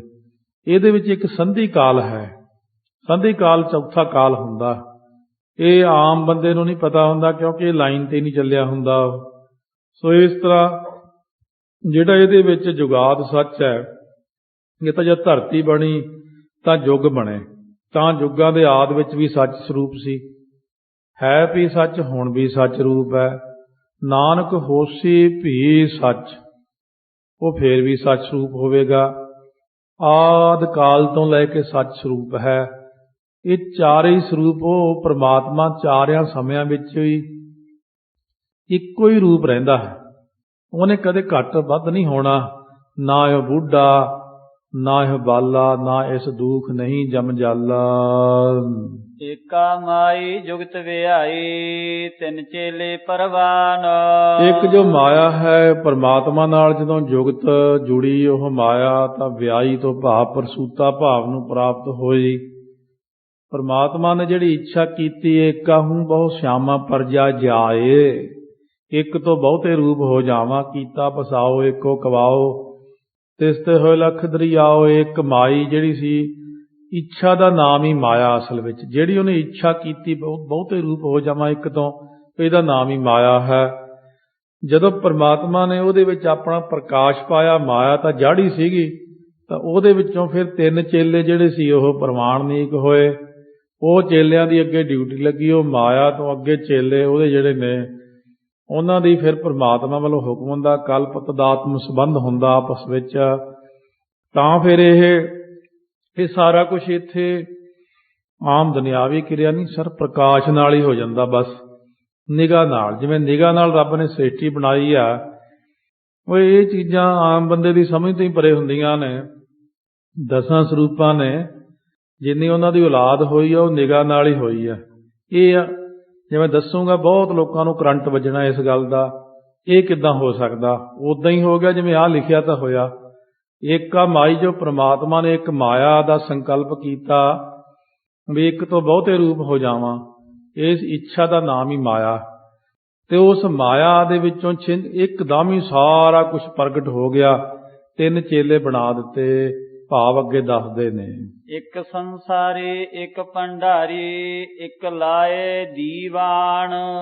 ਉਹਨਾਂ ਵਿੱਚੋਂ ਇੱਕ ਤਾਂ ਜਿਹੜਾ ਹੈ ਸੰਸਾਰੀ ਬਣਾਇਆ ਬ੍ਰਹਮਾ ਜੀ ਨੂੰ, ਕਿ ਤੁਸੀਂ ਸੰਸਾਰ ਦੀ ਉਤਪਤੀ ਕਰਨੀ ਹੈ। ਬ੍ਰਹਮਾ ਜੀ ਨੇ ਵੀ ਬਹੁਤ ਤਪੱਸਿਆ ਕੀਤੀ ਤਾਂ ਇਹ ਸ਼ਕਤੀ ਮਿਲੀ। ਪਹਿਲਾਂ 10 ਲੱਖ ਵਾਰਾ ਦੇਵੀ ਦੀ ਉਪਾਸਨਾ ਕੀਤੀ, ਦੁਰਗਾ ਦੀ। ਫਿਰ ਉਪਾਸਨਾ ਤੋਂ ਬਾਅਦ ਜਦੋਂ ਪ੍ਰਗਟ ਹੋਈ, ਕਹਿਣ ਲੱਗੇ ਸ੍ਰਿਸ਼ਟੀ ਰਚਣ ਦੀ ਤਾਕਤ ਦਿਓ। ਕਹਿਣ ਲੱਗੇ ਮੇਰੇ ਅਭਿਆਸ ਨਾਲ ਨਹੀਂ, ਓਮ ਦਾ ਜਾਪ ਕਰ। ਫਿਰ ਓਂਕਾਰ ਦਾ ਜਾਪ ਕੀਤਾ। ਓਂਕਾਰ ਬ੍ਰਹਮਾ ਉਤਪਤ, ਓਂਕਾਰ ਕੀਆ ਜਿਨ ਚਿਤ। ਉਹ ਇਸ ਤਰ੍ਹਾਂ ਓਂਕਾਰ ਸੈਲ ਯੁਗ ਭਏ, ਓਂਕਾਰ ਵੇਦ ਨਿਰਮਏ। ਤਾਂ ਉਸ ਵਕਤ ਜਦੋਂ ਪਰਮਾਤਮਾ ਦਾ ਜਾਪ ਕੀਤਾ, ਬਹੁਤ ਜਾਪ ਕਰਦਿਆਂ ਫਿਰ ਆਕਾਸ਼ਬਾਣੀ ਹੋਈ, ਬ੍ਰਹਮਾ ਕੀ ਇੱਛਾ ਹੈ? ਕਹਿੰਦੇ ਸ੍ਰਿਸ਼ਟੀ ਦੇ ਰਚਣ ਦੀ ਕਿਰਪਾ ਕਰਕੇ ਸ਼ਕਤੀ ਬਖਸ਼ੋ। ਫਿਰ ਪਰਮਾਤਮਾ ਨੇ ਸ਼ਕਤੀ ਦਿੱਤੀ। ਇਸੇ ਤਰ੍ਹਾਂ ਇੰਦਰ ਨਾਮੇ ਇੱਕ ਬ੍ਰਾਹਮਣ ਹੋਇਆ ਤੇ 10 ਲੜਕੇ ਸੀ। ਕਹਿੰਦੇ ਪਿਤਾ ਜੀ ਬ੍ਰਹਮਾ 'ਚ ਸ਼ਕਤੀ ਕਿਵੇਂ ਆਈ ਸ੍ਰਿਸ਼ਟੀ ਬਣਾਉਣ ਦੀ? ਕਹਿੰਦੇ ਪੁੱਤਰ ਉਹਨਾਂ ਨੇ ਓਂਕਾਰ ਪਰਮੇਸ਼ਰ ਦਾ ਜਾਪ ਕੀਤਾ ਸੀ, ਤੁਸੀਂ ਕਰ ਲਓ। ਉਹ 10 ਪੁੱਤਰ ਹੀ ਉਹਦੇ ਬੈਠ ਗਏ ਅਭਿਆਸ ਕਰਨ। ਲੱਖਾਂ ਵਰੇ ਅਭਿਆਸ ਕੀਤਾ। ਜਦ ਪਰਮੇਸ਼ਰ ਨੇ ਪੁੱਛਿਆ ਕੀ ਇੱਛਾ ਹੈ ਭਾਈ? ਕਹਿੰਦੇ ਜੀ ਸਾਨੂੰ ਵੀ ਬ੍ਰਹਮਾ ਵਾਂਗੂ ਸ਼ਕਤੀ ਦਿਓ ਸ੍ਰਿਸ਼ਟੀ ਰਚਣ ਦੀ। ਉਹ ਪਰਮੇਸ਼ਰ ਨੇ ਤਥਾਸਤੂ ਕਹਿ ਕੇ 10 ਹੀ ਬ੍ਰਹਮੇ ਬਣਾਤੇ। ਕੋਟ ਬ੍ਰਹਮੇ ਜਗ ਸਾਜਣ ਲਾਏ। ਇਹ ਬ੍ਰਹਮਾ ਵੀ ਕਰੋੜਾਂ ਹੀ ਦੀ ਗਿਣਤੀ 'ਚ ਨੇ, ਸ਼ਿਵ ਵੀ ਕਰੋੜਾਂ ਹੀ ਨੇ। ਕਰੋੜਾਂ ਹੀ ਸਾਰੀਆਂ ਚੀਜ਼ਾਂ ਬਣਾਈਆਂ ਪਰਮਾਤਮਾ ਨੇ। ਇੱਕ ਭੰਡਾਰੀ, ਇੱਕ ਵਿਸ਼ਨੂੰ ਜੀ ਦੀ ਡਿਊਟੀ ਲਾਤੀ, ਤੁਸੀਂ ਦੁਨੀਆ ਵਿੱਚ ਹਰ ਇੱਕ ਨੂੰ ਦੇਣਾ ਖਾਣਾ ਦਾਣਾ, ਲੈ ਕਿਰਮਾਂ ਤੋਂ ਲੈ ਕੇ ਉੱਪਰ ਤੱਕ ਸਭ ਨੂੰ ਦਿੰਦੇ। ਇੱਕ ਲਾਏ ਦੀ ਬਾਣ, ਇੱਕ ਨੂੰ ਲਾਇਤਾ ਕਰਨ ਦੀ ਬਾਣ ਆਦਤ ਹੈ। ਇੱਕ ਕਚਹਿਰੀ ਲਾ ਕੇ ਬੈਠਦਾ ਸ਼ਿਵ ਜੀ। ਸ਼ਿਵ ਜੀ ਨੂੰ ਹੁਕਮ ਹੁੰਦਾ ਕਿ ਹੁਣ ਆਪਾਂ ਨੇ ਸ੍ਰਿਸ਼ਟੀ ਇਹ ਖਰਾਬ ਜੀ ਹੋ ਗਈ, ਥੋੜੀ ਵਿਗੜ ਗਿਆ, ਉਹ ਲਓ ਜੀ ਹੁਣੇ ਪਾਣੀ 'ਚ ਡੋਬਾ ਮਾਰ ਦਿੰਦੇ ਆ 5 ਮਿੰਟ ਲਈ। ਤੇ ਸ਼ਿਵ ਜੀ ਦੇ ਕੰਮ ਇਹ ਆ ਹੁਣ ਜੇ ਪਹਿਲਾਂ ਪਰਲੋਂ ਪਾਣੀ ਦੀ ਫਿਰ ਅੱਗ ਦੀ ਲਿਆ ਛੱਡਦੇ ਕਦੇ ਕਦੇ, ਹੁਣ ਸੰਭਾਵਨਾ ਅੱਗ ਦੀ ਹੋਈ ਆ ਤੋ ਬਈ ਪਰਲੋਂ ਲਿਆ ਕੇ ਇੱਕਦਮ ਹੀ ਸਾੜ ਦੇਣਾ ਸਭ ਕੁਝ। 1 ਮਿੰਟ 2 ਮਿੰਟ ਬਸ ਇੰਨਾ ਕੁ ਟਾਈਮ ਲੱਗਣਾ ਜਦੋਂ ਉਹਨਾਂ ਦੀ ਡਿਊਟੀ ਲੱਗਣੀ ਆ। ਫਿਰ ਸ਼ਿਵ ਜੀ ਨੇ ਸਾਰਾ ਕੁਝ ਸਾੜ ਦੇਣਾ। ਇਹ ਪਹਿਲਾਂ ਵੀ ਇੱਕ ਵਾਰ ਇਸ ਤਰ੍ਹਾਂ ਹੋਇਆ ਸੀ। ਦੁਨੀਆ ਜਿਵੇਂ ਹੁਣ ਵਿਗੜੀ ਹੋਈ ਐਂ ਵਿਗੜ ਗਏ ਉਦੋਂ ਲੋਕ। ਬ੍ਰਹਮਾ ਜੀ ਕੋਲ ਗਏ ਸਾਰੇ ਦੇਵਤੇ, ਪਹਿਲੇ ਵਿਸ਼ਨੂੰ ਜੀ ਕੋਲ ਚੱਲਦੇ ਆ। ਵਿਸ਼ਨੂੰ ਜੀ ਕੋਲ ਗਏ, ਉਹ ਕਹਿੰਦਾ ਚਲੋ ਸ਼ਿਵ ਜੀ ਕੋਲ ਚੱਲਦੇ ਆ। ਜਾਂ ਸ਼ਿਵ ਜੀ ਨੂੰ ਜਾ ਕੇ ਪੁੱਛਿਆ, ਕਹਿੰਦੇ ਦੁਨੀਆ ਤਾਂ ਸਾਰੀ ਵਿਗੜ ਗਈ, ਹੁਣ ਕੀ ਕਰੀਏ? ਸ਼ਿਵ ਜੀ ਕਹਿਣ ਲੱਗੇ ਠੀਕ ਤਾਂ ਇਹ ਹੋਣੀ ਨਹੀਂ, ਜ਼ੋਰ ਜਿੰਨਾ ਮਰਜ਼ੀ ਲਾ ਲਓ, ਇਹਨੇ ਬੁੱਧੀਆਂ ਭ੍ਰਿਸ਼ਟ ਹੋ ਗਈਆਂ ਸਾਰਿਆਂ ਦੀਆਂ। ਕਹਿੰਦੇ ਕੀ ਕਰੀਏ? ਕਹਿੰਦੇ ਮੈਂ ਧਰਤੀ 'ਚ ਡੋਬਾ ਦਿੰਦਾ, 5 ਮਿੰਟ ਧਰਤੀ ਨੂੰ ਪਾਣੀ 'ਚ ਨੂੰ ਡੁਬੋ ਦਿੰਦੇ ਆ। ਉਹ ਪਹਿਲਾਂ ਵੀ ਆਪ ਪੜ੍ਹਦੇ ਹੋਣੇ ਇਹ ਚੀਜ਼ਾਂ, ਸਾਰਿਆਂ ਧਰਮਾਂ ਨੇ ਚੀਜ਼ ਲਿਖਿਆ ਕਿ 40 ਦਿਨ ਬਰਸਾਤ ਹੁੰਦੀ ਰਹੀ ਸੀ। ਸਾਰੀ ਸ੍ਰਿਸ਼ਟੀ ਤੇ ਪਾਣੀ ਆ ਗਿਆ ਸੀ। ਹੁਣ ਵੀ ਸਾਇੰਸਦਾਨ ਇਹੀ ਕਹੀ ਜਾਂਦੇ, ਗਲੇਸ਼ੀਅਰ ਪਿਘਲ ਜਾਣੇ ਥੋੜੇ ਸਾਲਾਂ 'ਚ। ਉਹ ਕਹਿੰਦੇ ਧਰਤੀ ਤੇ 50 ਫੁੱਟ ਤੋਂ ਲੈ ਕੇ 350 ਫੁੱਟ ਤੱਕ ਪਾਣੀ ਹੋਵੇਗਾ। ਇਸ ਤਰ੍ਹਾਂ ਕਰਕੇ ਜਦੋਂ ਇਹ ਸਮਾਂ ਆਉਂਦਾ ਫਿਰ ਸ਼ਿਵ ਜੀ ਦੀ ਡਿਊਟੀ ਲੱਗਦੀ ਹੈ, ਉਹ ਸ੍ਰਿਸ਼ਟੀ ਦਾ ਖਾਤਮਾ ਕਰਨ ਤੇ ਹੀ ਡਿਊਟੀ ਲੱਗਦੀ ਹੈ। ਜਿਵ ਤਿਸ ਭਾਵੈ ਤਿਵੈ ਚਲਾਵੈ, ਜਿਵ ਹੋਵੈ ਫੁਰਮਾਨ। ਇਹ ਜਿਵ ਤਿਸ ਸੱਸੇ ਨੂੰ ਔਂਕੜ ਕਰਕੇ ਪ੍ਰਮਾਤਮਾ, ਜਿਵੇਂ ਤਿਵੇਂ ਪ੍ਰਮਾਤਮਾ ਨੂੰ ਭਾਉਂਦਾ, ਤਿਵੈ ਚਲਾਵੈ ਤਿਵੇਂ ਉਹ ਇਹਨਾਂ ਨੂੰ ਚਲਾਉਂਦਾ। ਜਿਵ ਹੋਵੈ ਫੁਰਮਾਨ, ਜਿਵੇਂ ਪ੍ਰਮਾਤਮਾ ਦਾ ਹੁਕਮ ਇਹਨਾਂ ਤਿੰਨਾਂ ਨੂੰ ਅੱਗੇ ਹੁੰਦਾ, ਉਸੇ ਤਰ੍ਹਾਂ ਹੀ ਹੁਕਮ ਕਰੀ ਜਾਂਦੇ ਨੇ। 10ਵੇਂ ਪਾਤਸ਼ਾਹ ਨੇ ਲਿਖਿਆ ਵੀ ਹੋਇਆ।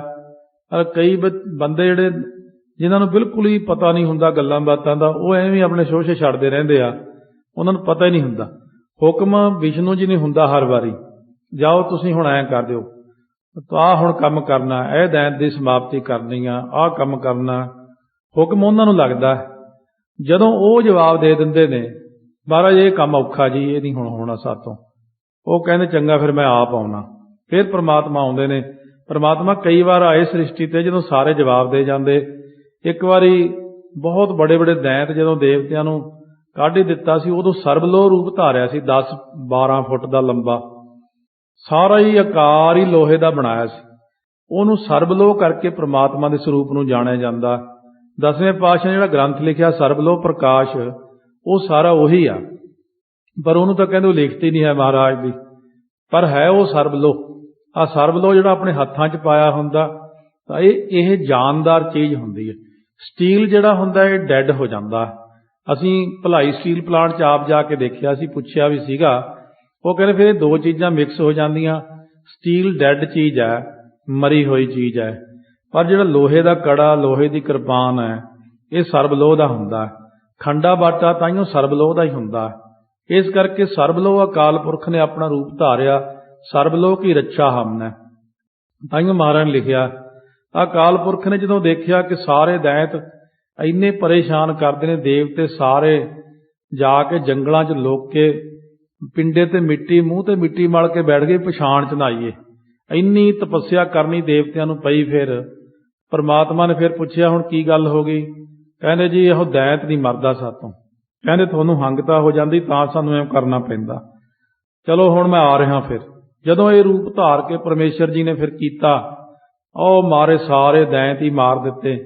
ਉਹ ਦੈਂਤਾਂ ਦੇ ਨਾ ਤਾਂ ਤੀਰ ਲੱਗਣ ਨਾ ਗੋਲੀ ਵੱਜੇ, ਉਦੋਂ ਸ਼ਸਤਰ ਪ੍ਰਗਟ ਕੀਤੇ ਪ੍ਰਮਾਤਮਾ ਨੇ। ਦੁਨੀਆ ਅੰਦਰ ਜਿੰਨੇ ਸ਼ਸਤਰ ਨੇ ਪ੍ਰਮਾਤਮਾ ਨੇ ਹੀ ਪ੍ਰਗਟ ਕੀਤੇ ਹੋਏ ਨੇ। ਜਿੰਨੀਆਂ ਬਿਮਾਰੀਆਂ ਨੇ ਇਹ ਫਿਰ ਦੈਂਤਾਂ ਨੂੰ ਲਾਈਆਂ ਸੀ ਸਾਰੀਆਂ। ਤੇ ਫਿਰ ਪ੍ਰਮਾਤਮਾ ਕਹਿਣ ਲੱਗੇ ਮੈਂ ਲੜੂੰਗਾ ਕਿਹਦੇ ਨਾਲ ਜੇ ਦੈਂਤ ਮਰ ਗਏ? ਕਹਿੰਦੇ ਚੱਲ ਜੜੀਆਂ ਬੂਟੀਆਂ ਪੈਦਾ ਕਰਨੇ ਆ। ਇਹ ਜਿੰਨੀਆਂ ਦਵਾਈਆਂ ਬਣੀਆਂ ਹੋਈਆਂ ਸਾਰੀਆਂ ਹੀ ਪ੍ਰਮਾਤਮਾ ਨੇ ਪੈਦਾ ਕੀਤੀਆਂ। ਫਿਰ ਹਿਮਾਲਿਆ ਪਰਬਤ ਦੇ ਉੱਤੇ ਜਿੰਨੀਆਂ ਜੜੀਆਂ ਬੂਟੀਆਂ ਪੈਦਾ ਹੋਈਆਂ ਉਹ ਵੀ ਅਕਾਲ ਪੁਰਖ ਦੇ ਹੁਕਮ 'ਚ ਹੋਈਆਂ। ਦੈਂਤਾਂ ਨੂੰ ਫਿਰ ਦਵਾਈਆਂ ਖਵਾਈਆਂ, ਫਿਰ ਉਹ ਠੀਕ ਹੋਏ। ਇਸ ਤਰ੍ਹਾਂ ਬਿਮਾਰੀਆਂ ਫਿਰ ਪੈਦਾ ਕੀਤੀਆਂ। ਸਭ ਉਹਦੀ ਖੇਲ ਹੈ, ਰਚਨਾ ਹੈ। ਸ਼ਸਤਰ ਉਹ ਆਪ ਬਣਾਉਂਦਾ, ਜੰਗ ਉਹ ਆਪ ਕਰਦਾ। ਇਸ ਤਰ੍ਹਾਂ ਕਈ ਵਾਰ ਉਹਨਾਂ ਰੂਪ ਧਾਰਿਆ। ਉਨ ਰਾਖਸ ਕਾ ਕਾਟਾ ਸੀਸਾ, ਸ੍ਰੀ ਅਸਕੇ ਜਗਤ ਕੇ ਈਸਾ, ਉਹ ਪਨਬ੍ਰਿਸ਼ਟ ਗਗਨ ਤੇ ਪਈ, ਸਭ ਇਹ ਨਿਆਨ ਵਧਾਈ ਦਈ। ਧੰਨ ਧੰਨ ਲੋਗਨ ਕੇ ਰਾਜਾ, ਦੁਸ਼ਟਨ ਦਾਹ ਗਰੀਬ ਨਵਾਜਾ, ਅਖਲ ਭਵਨ ਕੇ ਸਿਰਜਨਹਾਰੇ, ਦਾਸ ਜਾਨ ਮੋਹਿ ਲਿਹੋ ਬਾਰੇ। ਇਹ 405ਵਾਂ ਚਰਿੱਤਰ ਉਹਦਾ ਅਕਾਲ ਪੁਰਖ ਵਾਹਿਗੁਰੂ ਦਾ ਹੀ ਲਿਖਿਆ ਹੋਇਆ। ਉਹ ਜਦੋਂ ਇਸ ਤਰ੍ਹਾਂ ਉਹਨਾਂ ਨੇ ਜੋ ਰੂਪ ਧਾਰਿਆ, ਦੈਂਤਾਂ ਦਾ ਖਾਤਮਾ ਕੀਤਾ। ਉਹ ਵੇਖੈ ਉਹਨਾਂ ਨਜ਼ਰ ਨਾ ਆਵੈ, ਬਹੁਤਾ ਇਹੋ ਵਿਡਾਨ। ਮਹਾਰਾਜ ਸੱਚੇ ਪਾਤਸ਼ਾਹ ਕਹਿੰਦੇ ਨੇ ਊੜੇ ਦਾ ਮੂੰਹ ਖੁੱਲਾ ਹੈ, ਹਾਹੇ ਨੂੰ ਔਂਕੜ ਹੈ। ਉਹ ਵੇਖੈ, ਉਹ ਜਿਹੜਾ ਪ੍ਰਮਾਤਮਾ ਉਹ ਵੇਖਦਾ ਉੱਪਰੋਂ, ਸਾਰਿਆਂ ਨੂੰ ਵਿਆਪਕ ਰੂਪ 'ਚ ਹੋ ਕੇ ਦੇਖੀ ਜਾਂਦਾ। ਉਹਨਾਂ ਤਿੰਨਾਂ ਨੂੰ ਨਜ਼ਰ ਨਹੀਂ ਆਉਂਦਾ, ਉਹ ਨਜ਼ਰ ਨਹੀਂ ਆਉਂਦਾ ਕਿਸੇ ਨੂੰ। ਬਹੁਤਾ ਇਹੋ ਵਿਡਾਨ ਹੁੰਦਾ। ਹੈਰਾਨੀ ਦੀ ਗੱਲ ਤੇ ਇਹੀ ਵਿਡਾਨ ਦਾ ਅਰਥ ਹੁੰਦਾ ਹੈਰਾਨੀ ਜਨਕ। ਵਾਹ ਗੁਰੂ, ਇਹੀ ਅੱਖਰ ਇੱਥੋਂ ਪ੍ਰਗਟ ਹੋਇਆ, ਵਾਹਿਗੁਰੂ। ਹੈਰਾਨੀ ਦੀ ਗੱਲ ਹੈ ਬਈ, ਜੋ ਪ੍ਰਕਾਸ਼ ਕਰ ਦਿੰਦਾ ਹਨੇਰਾ ਮੇਟ ਕੇ, ਉਹਨੂੰ ਨਮਸਕਾਰ ਹੈ। ਆਦੇਸ਼ ਤਿਸੈ ਆਦੇਸ਼, ਉਹਨੂੰ ਸਾਡੀ ਨਮਸਕਾਰ ਹੈ। ਬਾਰ ਬਾਰ ਬੰਦਨਾ ਹਰ ਬੰਦਨਾ, ਉਸੇ ਨੂੰ ਮੱਥਾ ਟੇਕਦੇ ਆ।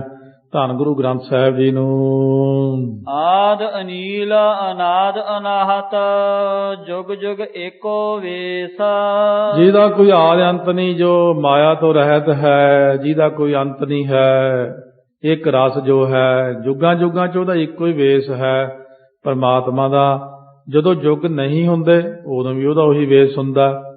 ਜਦੋਂ ਬ੍ਰਹਿਮੰਡ ਸ੍ਰਿਸ਼ਟੀ ਨਹੀਂ ਹੁੰਦੀ। ਆਸਨ ਲੋਏ ਲੋਏ ਭੰਡਾਰ। ਕਹਿੰਦੇ ਤੁਸੀਂ ਥਾਂ ਥਾਂ ਲੋਕਾਂ ਵਿੱਚ ਜਾ ਕੇ ਭੰਡਾਰੇ ਲਾਇਓ, ਆਸਣ ਲਾ ਕੇ ਬੈਠਿਓ। ਗੁਰੂ ਨਾਨਕ ਦੇਵ ਸੱਚੇ ਪਾਤਸ਼ਾਹ ਕਹਿਣ ਲੱਗੇ, ਕਰ ਆਸਣ ਡਿੱਠੋ ਚਾਓ ਆਸਾ ਦੀ ਵਾਰ 'ਚ। ਕਹਿੰਦੇ ਆਸਣ ਤਾਂ ਸਾਰਿਆਂ ਅੰਦਰ ਰੱਬ ਨੇ ਲਾਇਆ ਹੀ ਹੋਇਆ, ਹਰੇਕ ਵਿੱਚ ਬੈਠਾ। ਇਸ ਕਰਕੇ ਲੋਏ ਲੋਏ ਹੁੰਦਾ ਲੋਕਾਂ ਵਿੱਚ, 14 ਲੋਕਾਂ ਵਿੱਚ, ਜਾਂ ਸਾਰੇ ਬ੍ਰਹਿਮੰਡਾਂ ਵਿੱਚ, ਪਾਤਾਲਾ ਪਾਤਾਲ ਆਖੇ, ਆਗਾਸਾਂ ਆਗਾਸ ਵਿੱਚ ਉਹਨੇ ਆਸਣ ਲਾਇਆ ਹੀ ਹੋਇਆ ਤੇ ਭੰਡਾਰਾ ਉਹਨੇ ਸਾਰਿਆਂ ਨੂੰ ਦਿੱਤਾ ਹੀ ਹੋਇਆ। ਜੋ ਕਿਛ ਪਾਇਆ ਸੋ ਏਕਾ ਵਾਰ। ਜੋ ਕੁਝ ਵੀ ਪਾਇਆ ਨਾ ਕਿਸੇ ਦੇ ਮਸਤਕ ਤੇ ਉਹ ਇੱਕੋ ਵਾਰ ਪਾਤਾ, ਬਾਰ-ਬਾਰ ਪਾਉਣ ਦੀ ਲੋੜ ਨਹੀਂ ਹੈ। ਦੁੱਖ ਸੁੱਖ ਜੋ ਦਿੱਤਾ, ਲਿਖ ਦਾਤ ਜੋਤ ਵਡਿਆਈ, ਮਿਲ ਮਾਇਆ ਸੁਰਤ ਗਵਾਈ। ਕਰ ਕਰ ਵੇਖੈ ਸਿਰਜਣਹਾਰ। ਕਰਕੇ ਪਹਿਲਾਂ ਪੈਦਾ, ਫਿਰ ਕਰਦਾ ਹੈ ਪਾਲਣਾ, ਫਿਰ ਵੇਖਦਾ ਹੈ ਉਹਨਾਂ ਦੇ ਕਰਮਾਂ ਨੂੰ। ਸਿਰਜਣਹਾਰ ਪਰਮਾਤਮਾ। ਇਹ ਇਸ ਤਰ੍ਹਾਂ ਇਹਦਾ ਅਰਥ ਕਰਨਾ, ਕਰ ਵੇਖੈ, ਕਰਕੇ ਪੈਦਾ, ਕਰਦਾ ਹੈ ਪਾਲਣਾ, ਫਿਰ ਵੇਖਾ ਵੀ ਹੈ, ਉਹਨਾਂ ਦੇ ਕਰਮਾਂ ਨੂੰ ਦੇਖਦਾ ਵੀ ਹੈ ਸਿਰਜਣਹਾਰ ਪਰਮਾਤਮਾ। ਨਾਨਕ ਸੱਚੇ ਕੀ ਸਾਚੀ ਕਾਰ। ਗੁਰੂ ਨਾਨਕ ਦੇਵ ਜੀ ਮਹਾਰਾਜ ਸੱਚੇ ਪਾਤਸ਼ਾਹ ਫਰਮਾਉਂਦੇ ਨੇ, ਉਹ ਸੱਚੇ ਪਰਮਾਤਮਾ ਦੀ ਜਿਹੜੀ ਕਾਰ ਹੈ ਨਾ, ਕੰਮ ਨੇ ਉਹਦੇ, ਉਹ ਕਰਤੱਵ ਨੇ, ਉਹ ਸਾਰੇ ਸੱਚੇ ਹੀ ਸੱਚੇ ਹਨ। ਆਦੇਸ ਤਿਸਾ ਆਦੇਸ। ਉਸੇ ਨੂੰ ਮੱਥਾ ਟੇਕੋ। ਮਹਾਰਾਜ ਸੱਚੇ ਪਾਤਸ਼ਾਹ ਕਹਿੰਦੇ ਨਮਸਕਾਰ ਕਰੋ। ਏਦਾਂ ਹੀ ਤਾਂ ਕਹਿੰਦੇ ਤੁਹਾਡੇ ਅੰਦਰ ਹੰਕਾਰ ਆ ਗਿਆ, ਇੱਕ ਦੂਜੇ ਨੂੰ ਆਦੇਸ ਕਰਕੇ। ਉਹ ਵੱਡਾ, ਉਹਨੂੰ ਮੱਥਾ ਟੇਕੋ, ਉਹ ਆਸਣ ਵੱਡਾ। ਬੰਦਿਆਂ ਨੂੰ ਬੰਦੇ ਨਹੀਂ ਵੱਡੇ ਬਣਾ ਲਿਆ। ਇਸੇ ਤਰ੍ਹਾਂ ਹੀ ਹਰੇਕ ਬੰਦੇ ਨੂੰ ਪਤਾ ਨਹੀਂ ਕਿਉਂ ਇਹ ਆਦਤ ਜੀ ਹੁੰਦੀ, ਇੱਕ ਬੜਾ ਖੁਸ਼ ਹੁੰਦਾ ਹਰੇਕ ਬੰਦੇ। ਪੈਰੀਂ ਹੱਥ ਲਾ ਦੇਵੇ ਕੋਈ ਬੜਾ ਖੁਸ਼ ਹੁੰਦਾ, ਜੇ ਕੋਈ ਮੱਥੇ ਹੀ ਟੇਕ ਦੇ ਕਿ ਉਹਨੂੰ ਬਹੁਤਾ ਹੀ ਖੁਸ਼ ਹੁੰਦਾ, ਫੁੱਲ ਕੇ ਬੈਠਦਾ। ਪਰ ਜਦ ਹੁਕਮ ਨਹੀਂ ਹੈ ਮੱਥਾ ਟੇਕਣ ਦਾ, ਐਵੇਂ ਹੀ ਮੱਥੇ ਟਿਕਾਈ ਜਾਣੇ। ਗੁਰੂ ਗ੍ਰੰਥ ਸਾਹਿਬ ਮਹਾਰਾਜ ਨੂੰ ਮੱਥਾ ਟੇਕਣਾ ਬਸ ਠੀਕ ਹੈ। ਸੰਗਤ ਨੂੰ ਫਤਿਹ ਬੁਲਾਓ, ਪਿਆਰਿਆਂ ਨੂੰ ਫਤਿਹ ਬੁਲਾਓ। ਆਹ ਕੀ ਕਹਿਣਾ, ਕਿਸੇ ਮਹਾਤਮਾ ਦੀ ਸੇਵਾ ਕਰਨੀ ਇੱਕ ਅਲੱਗ ਗੱਲ ਹੁੰਦੀ, ਬ੍ਰਹਮ ਗਿਆਨੀ ਦੀ। ਪਰ ਇਹ ਜਿਹੜੇ ਸਿੱਧ ਸੀਗੇ, ਇਹਨਾਂ ਦੇ ਅੰਦਰ ਵੀ ਸੀਗਾ ਵੀ ਉਹ ਵੱਡਾ ਸਿੱਧ, ਉਹ ਵੱਡਾ, ਉਸ ਤੋਂ ਵੱਡਾ ਗਾਂਹ ਬੈਠਾ, ਉਹਨੂੰ ਜਾ ਕੇ ਮੱਥਾ, ਉਹ ਹੋਰ ਫੁੱਲ ਕੇ ਬਹਿਣਾ। ਤਾਂ ਸਤਿਗੁਰੂ ਸੱਚੇ ਪਾਤਸ਼ਾਹ ਕਹਿੰਦੇ ਦੇਹੀ ਨੂੰ ਮੱਥਾ ਟਿਕਾਉਣ ਦਾ, ਟੇਕਣ ਵਾਲੇ ਨੂੰ ਵੀ ਪਾਪ ਲੱਗਦਾ ਤੇ ਟਿਕਾਉਣ ਵਾਲੇ ਨੂੰ ਤਾਂ ਫਿਰ ਲੱਗਣਾ ਹੀ ਲੱਗਣਾ। ਦਸਵੇਂ ਪਾਤਸ਼ਾਹ ਦਾ ਹੁਕਮ ਹੈ, ਜਿਹੜਾ ਮੱਥਾ ਟੇਕੂਗਾ ਉਹਨੂੰ ਵੀ ਪਾਪ ਲੱਗੂ, ਤੇ ਜੇ ਟਿਕਾਊਗਾ ਉਹਨੂੰ ਵੀ ਪਾਪ ਲੱਗੂ। ਜਿਹੜੇ ਮੱਥਾ ਟੇਕਦੇ ਨੇ ਨਾ ਦੇਹੀਆਂ ਨੂੰ, ਇਹ ਦੇਹੀ ਨੂੰ ਮੱਥਾ ਟੇਕਣ ਦਾ ਲੇਖਾ ਦੇਣਾ ਪੈਂਦਾ। ਫਿਰ ਮੱਥਾ ਟੇਕਣਾ ਸਿਰਫ ਪੂਰਨ ਗੁਰਾਂ ਨੂੰ ਬਸ, ਹੋਰ ਕਿਸੇ ਨੂੰ ਮੱਥਾ ਟੇਕਣ ਦੀ ਲੋੜ ਨਹੀਂ। ਕਹਿੰਦੇ ਆਦੇਸ ਤਿਸਾ ਆਦੇਸ, ਕਹਿੰਦੇ ਮੈਨੂੰ ਆਦੇਸ਼ ਨਾ ਕਰੋ, ਰੱਬ ਨੂੰ ਆਦੇਸ਼ ਕਰੋ ਜਾ ਕੇ ਸਾਰੇ ਜਾਣੇ। ਆਦ ਅਨੀਲ ਅਨਾਦ ਅਨਾਹਤ ਜੁਗ ਜੁਗ ਏਕੋ ਵੇਸਾ। ਜਿਸ ਪਰਮਾਤਮਾ ਜੋ ਸਾਰਿਆਂ ਦਾ ਆਦ ਰੂਪ ਹੈ, ਸਾਰਿਆਂ ਦਾ ਆਦ ਰੂਪ ਹੈ ਵਾਹਿਗੁਰੂ। ਕੋਈ ਇਹ ਨਹੀਂ ਕਹਿ ਸਕਦਾ ਕਿ ਮੈਂ ਉਹਦੇ ਤੋਂ ਪਹਿਲਾਂ ਹੋਇਆ। ਉਹ ਆਦ ਰੂਪ ਹੈ ਸਾਰਿਆਂ ਦਾ। ਅਨੀਲ ਜੋ ਮਾਇਆ ਕਾਲਖ ਤੋਂ ਰਹਿਤ ਹੈ, ਅਨਾਦ ਜੋ ਸਾਰਿਆਂ ਦੇ ਅਨ ਆਦ, ਜਿਹਦੀ ਆਪਣੀ ਕੋਈ ਆਦ ਅੰਤ ਨਹੀਂ ਹੈ, ਪਤਾ ਨਹੀਂ ਕਦੋਂ ਕਦਾ ਹੋਏ, ਤਾਂ ਕਿਸੇ ਨੂੰ ਨਹੀਂ ਪਤਾ ਲੱਗਿਆ। ਅਨਾਹਤ ਜੋ ਇੱਕ ਰਸ ਹੈ, ਜੁਗਾਂ ਜੁਗੰਤਰਾਂ ਵਿੱਚ, ਅਥਵਾ ਯੁੱਗ ਦਾ ਅਰਥ ਦੋ ਵੀ ਹੁੰਦਾ, ਜਿਵੇਂ ਗੱਗੇ ਨੂੰ ਔਂਕੜ ਆਇਆ ਇੱਥੇ, ਯੁੱਗ ਨਾਮ ਦੋ ਦਾ ਵੀ। ਕਈ ਵਾਰੀ ਜਦੋਂ ਆਪਾਂ ਬੋਲੀ ਲਿਖਦੇ ਹਾਂ ਇਹ ਜੀ ਵਿੱਚ ਯੁੱਗ ਲਿਖਦੀ ਹੈ ਤਾਂ ਦੋ ਦਾ ਅਰਥ ਹੁੰਦਾ। ਯੁੱਗ ਚਾਰਾਂ ਯੁੱਗਾਂ ਦੇ ਵਿੱਚ ਉਹਦਾ ਇੱਕੋ ਹੀ ਵੇਸ ਹੈ ਜੀ। ਚੌਪਈ ਗੁਰ ਕੇ ਬਚਨ ਸੁਨੇ ਗੋਰਖ ਜਬ। ਗੋਰਖਨਾਥ ਜੀ ਨੇ ਜਦੋਂ ਗੁਰੂ ਸਾਹਿਬ ਜੀ ਦੇ ਬਚਨ ਸੁਣੇ, ਪੁਨ ਬੂਝਨ ਹਿਤ ਬੋਲਤ ਭਾਤਬ, ਫਿਰ ਪੁੱਛਣ ਵਾਸਤੇ ਇਸ ਤਰ੍ਹਾਂ ਬੋਲਿਆ, ਕਿਉਂ ਕਰ ਤੁਮ ਇਹ ਠਾਂ ਚੱਲ ਆਏ। ਫਿਰ ਕਹਿਣ ਲੱਗਿਆ ਤੁਸੀਂ ਇਸ ਥਾਂ ਦੇ ਉੱਤੇ ਕੀ ਲੈਣ ਆਏ, ਕਿਉਂ ਚੱਲ ਕੇ ਆਏ, ਜਦ ਤੁਹਾਡੇ ਕੋਲ ਸਾਰਾ ਗਿਆਨ ਹੈ। ਕੌਣ ਮਨੋਰਥ ਦਿਹੋ ਬਤਾਏ। ਤੁਹਾਡਾ ਮਨੋਰਥ ਕੀ ਹੈ ਇੱਥੇ ਆਉਣ ਦਾ, ਉਹ ਮੈਨੂੰ ਦੱਸ ਦਿਓ ਜੀ। ਸੋ ਮੈਂ ਕਰੂੰ ਸਪੂਰਨ ਤੁਮਰਾ। ਗੋਰਖ ਜੀ ਹਲੇ ਵੀ ਕਹਿੰਦੇ ਮੈਂ ਤੁਹਾਡਾ ਮਨੋਰਥ ਪੂਰਾ ਕਰ ਦਿਆਂਗਾ ਜਿਸ ਕੰਮ ਲਈ ਆਏ ਹੋ। ਸਾਚ ਬਚਨ ਇਹ ਮਾਨੋ ਹਮਰਾ। ਇਹ ਸਾਡਾ ਜਿਹੜਾ ਬਚਨ ਹੈ ਤੁਸੀਂ ਸੱਚਾ ਕਰਕੇ ਮੰਨ ਲਓ। ਸ੍ਰੀ ਗੁਰ ਕਹੈ ਮਨੋਰਥ ਮੇਰੇ। ਮਹਾਰਾਜ ਸੱਚੇ ਪਾਤਸ਼ਾਹ ਕਹਿਣ ਲੱਗੇ ਮੇਰੇ ਮਨ ਚ ਮਨੋਰਥ ਹੈ। ਸਤਿਗੁਰ ਪੂਰੇ ਹੈ ਇੱਕ ਬੇਰੇ। ਸੋ ਇਸ ਤਰੀਕੇ ਨਾਲ ਜੋ ਪੂਰੇ ਸਤਿਗੁਰੂ ਹਨ ਇੱਕ ਵਾਰ ਦੇਖਿਆ ਲੀਜੈ ਜੇ ਤੁਮ ਚਾਹੇ। ਦੇਖਿਆ ਜਿਹੜੀ ਹੁੰਦੀ ਆ ਉਪਦੇਸ਼ ਮੰਤਰ ਆਦਿਕ ਜੇ ਲੈਣਾ ਤਾਂ ਲੈ ਲਓ। ਗੁਰੂ ਮੈਂ ਚਿਤਵੋ ਮਨ ਮਾਹੀ। ਮੈਂ ਜੋ ਚਿਤਵੋਗੇ ਮਨ ਦੇ ਅੰਦਰ ਤੁਹਾਡੀ ਪੂਰੀ ਕਰਾਂਗਾ।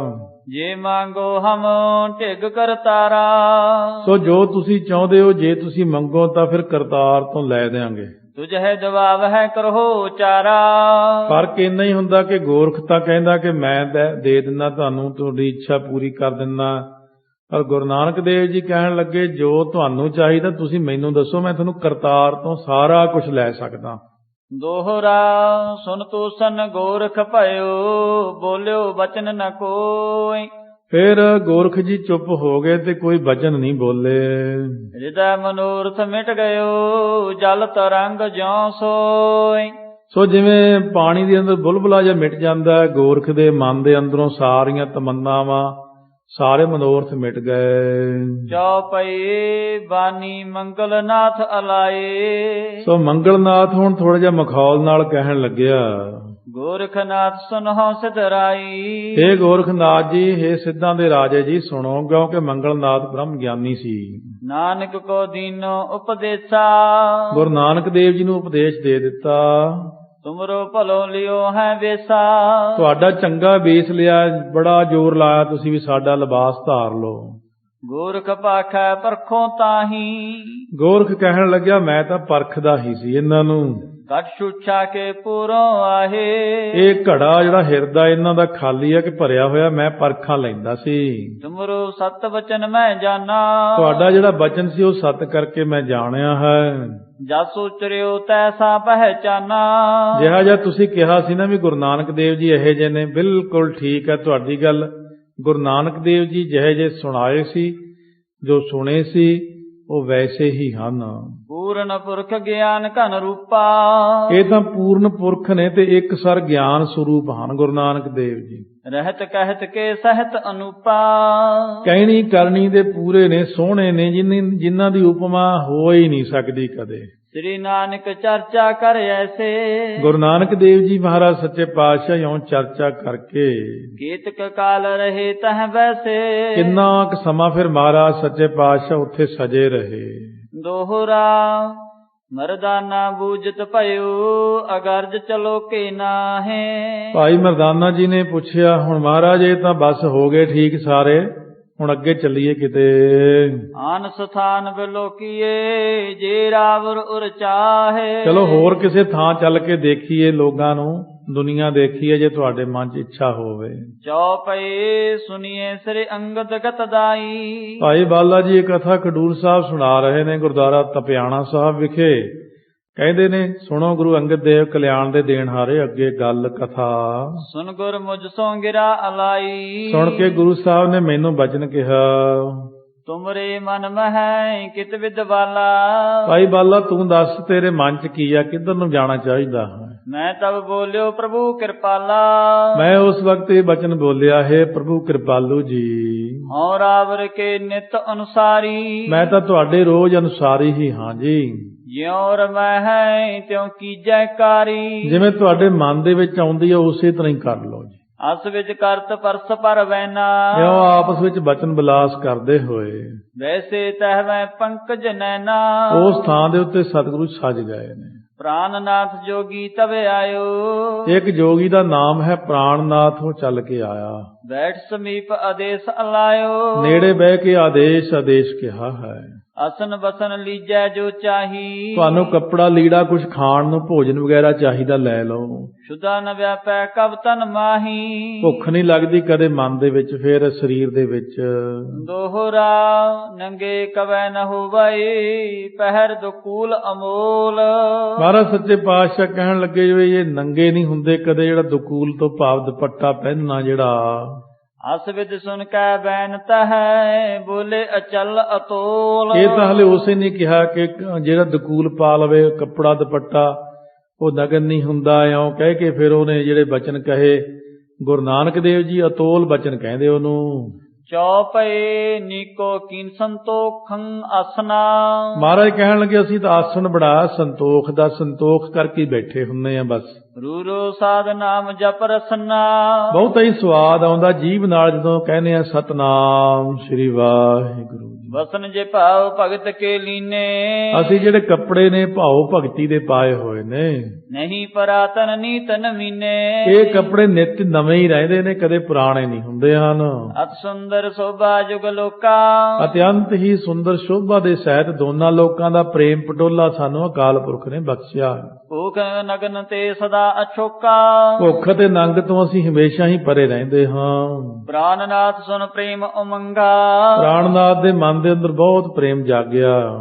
ਉਦ ਤੋ ਚਰਨ ਗਹਿਨ ਹਿਤ ਸੰਗਾ। ਉਸ ਵਕਤ ਉੱਠਿਆ ਮਹਾਰਾਜ ਦੇ ਚਰਨ ਪਕੜਨ ਵਾਸਤੇ। ਸ੍ਰੀ ਨਾਨਕ ਬਹੁ ਭਾਉ ਜੇ ਦੇਖਾ। ਮਹਾਰਾਜ ਨੇ ਜਦੋਂ ਉਹਦਾ ਬਹੁਤਾ ਹੀ ਪਿਆਰ ਦੇਖਿਆ, ਦੇਹ ਕੋ ਆਦਰ ਕੀਨ ਬਛੇਖਾ। ਬਹੁਤ ਉਹਦਾ ਸਤਿਕਾਰ ਮਹਾਰਾਜ ਨੇ ਕੀਤਾ, ਜਿਹੜਾ ਸਤਿਕਾਰ ਕਰਾਉਣ ਯੋਗ ਸੀ। ਪਗਲੋਂ ਸਿਰ ਨਹਿ ਜਾਵਨ ਦੀਨੋ। ਮਹਾਰਾਜ ਨੇ ਚਰਨਾਂ ਤੱਕ ਉਹਦਾ ਸਿਰ ਨਹੀਂ ਜਾਣ ਦਿੱਤਾ, ਪਹਿਲਾਂ ਹੀ ਫੜ ਲਿਆ। ਕਰਮੈ ਲੈ ਅੰਕ ਭਰ ਲੀਨੋ। ਮਹਾਰਾਜ ਸੱਚੇ ਪਾਤਸ਼ਾਹ ਨੇ ਘੁੱਟ ਕੇ ਉੱਥੇ ਗਲਵੱਕੜੀ ਹੀ ਪਾ ਲਈ। ਉਹਨੂੰ ਕਹਿੰਦਾ ਤੂੰ ਮਹਾਂਪੁਰਖ ਹੈ, ਚੰਗਾ ਨਹੀਂ ਲੱਗਦਾ ਏਦਾਂ ਚਰਨਾਂ ਤੇ ਝੁਕਣਾ।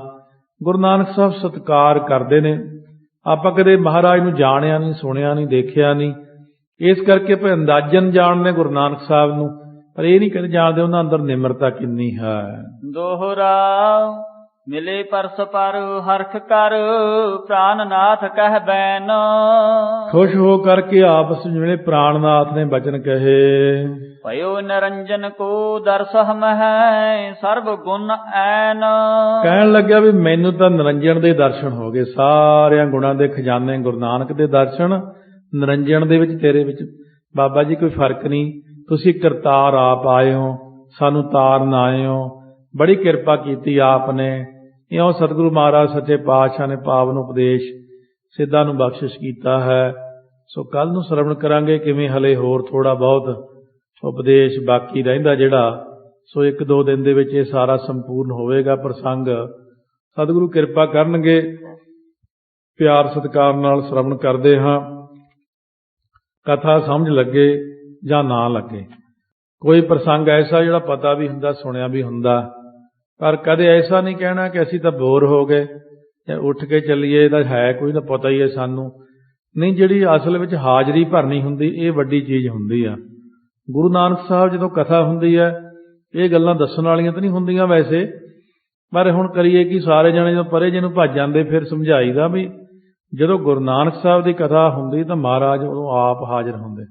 ਜਦੋਂ ਗੁਰੂ ਅੰਗਦ ਦੇਵ ਦੀ ਕਥਾ ਹੁੰਦੀ ਫਿਰ ਉਹ ਹਾਜ਼ਰ ਹੁੰਦੇ ਨੇ। ਜਦੋਂ ਸਾਹਿਬਜ਼ਾਦਿਆਂ ਦੀ ਹੁੰਦੀ ਫਿਰ ਉਹ ਹਾਜ਼ਰ ਹੁੰਦੇ ਨੇ। ਕੋਈ ਦੂਰ ਨਹੀਂ ਹੁੰਦਾ ਆਪਣੇ ਤੋਂ, ਸਾਰੇ ਪਾਤਸ਼ਾਹ ਆਪਣੇ ਕੋਲ ਹੀ ਬੈਠੇ ਹੁੰਦੇ ਨੇ।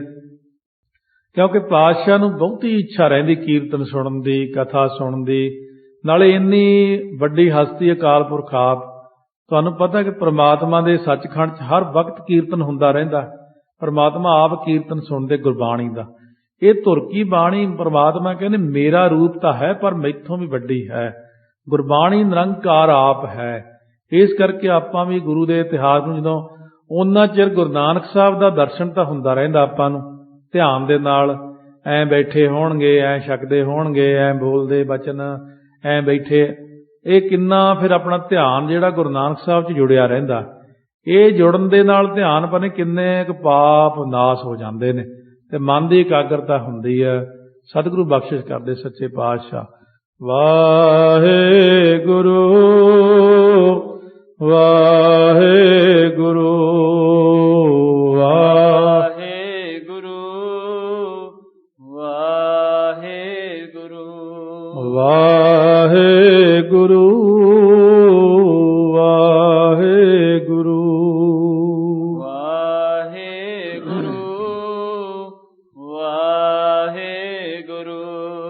ਵਾਹਿਗੁਰੂ ਵਾਹਿਗੁਰੂ ਵਾਹਿਗੁਰੂ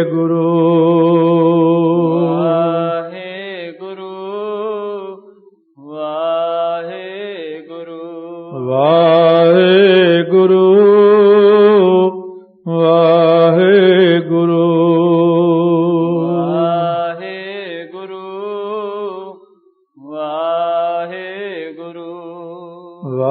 ਵਾਹਿਗੁਰੂ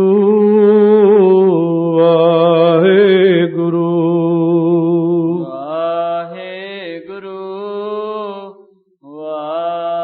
ਵਾਹਿਗੁਰੂ ਧੰਨ ਗੁਰੂ ਨਾਨਕ ਦੇਵ ਸਾਹਿਬ ਜੀ, ਧੰਨ ਗੁਰੂ ਨਾਨਕ ਦੇਵ ਸਾਹਿਬ ਜੀ, ਧੰਨ ਗੁਰੂ ਨਾਨਕ ਦੇਵ ਸਾਹਿਬ ਜੀ, ਧੰਨ ਗੁਰੂ ਨਾਨਕ ਦੇਵ ਸਾਹਿਬ ਜੀ, ਧੰਨ ਗੁਰੂ ਨਾਨਕ ਦੇਵ ਸਾਹਿਬ ਜੀ, ਧੰਨ ਗੁਰੂ ਨਾਨਕ ਦੇਵ ਸਾਹਿਬ ਜੀ, ਧੰਨ ਗੁਰੂ ਨਾਨਕ ਦੇਵ ਸਾਹਿਬ ਜੀ, ਧੰਨ ਗੁਰੂ ਨਾਨਕ ਦੇਵ ਸਾਹਿਬ ਜੀ, ਧੰਨ ਨਾਨਕ ਤੇਰੀ ਵੱਡੀ ਕਮਾਈ, ਧੰਨ ਨਾਨਕ ਤੇਰੀ ਵੱਡੀ ਕਮਾਈ, ਧੰਨ ਨਾਨਕ ਤੇਰੀ ਵੱਡੀ ਕਮਾਈ, ਧੰਨ ਨਾਨਕ ਤੇਰੀ ਵੱਡੀ ਕਮਾਈ, ਸਿੱਧ ਬੋਲਨ ਸੁਭ ਬਚਨ, ਸਿੱਧ ਬੋਲਨ ਸੁਭ ਬਚਨ, ਸਿੱਧ ਬੋਲਨ ਸੁਭ ਵਚਨ, ਸਿੱਧ ਬੋਲਨ ਸੁਭ ਵਚਨ, ਧੰਨ ਨਾਨਕ ਤੇਰੀ ਵੱਡੀ ਕਮਾਈ, ਧੰਨ ਨਾਨਕ ਤੇਰੀ ਵੱਡੀ ਕਮਾਈ, ਧੰਨ ਨਾਨਕ ਤੇਰੀ ਵੱਡੀ ਕਮਾਈ, ਧੰਨ ਨਾਨਕ ਤੇਰੀ ਵੱਡੀ ਕਮਾਈ, ਧੰਨ ਗੁਰੂ ਨਾਨਕ ਦੇਵ ਸਾਹਿਬ ਜੀ, ਧੰਨ ਗੁਰੂ ਨਾਨਕ ਦੇਵ ਸਾਹਿਬ ਜੀ, ਧੰਨ ਗੁਰੂ ਨਾਨਕ ਦੇਵ ਸਾਹਿਬ ਜੀ, ਧੰਨ ਗੁਰੂ ਨਾਨਕ ਦੇਵ ਸਾਹਿਬ ਜੀ, ਧੰਨ ਗੁਰੂ ਨਾਨਕ ਦੇਵ ਸਾਹਿਬ ਜੀ, ਧੰਨ ਗੁਰੂ ਨਾਨਕ ਦੇਵ ਸਾਹਿਬ ਜੀ, ਧੰਨ ਗੁਰੂ ਨਾਨਕ ਦੇਵ ਸਾਹਿਬ ਜੀ, ਧੰਨ ਗੁਰੂ ਨਾਨਕ ਦੇਵ ਸਾਹਿਬ ਜੀ, ਧੰਨ ਸ੍ਰੀ ਗੁਰੂ ਗ੍ਰੰਥ ਸਾਹਿਬ ਜੀ, ਧੰਨ ਸ੍ਰੀ ਗੁਰੂ ਗ੍ਰੰਥ ਸਾਹਿਬ ਜੀ, ਧੰਨ ਸ੍ਰੀ ਗੁਰੂ ਗ੍ਰੰਥ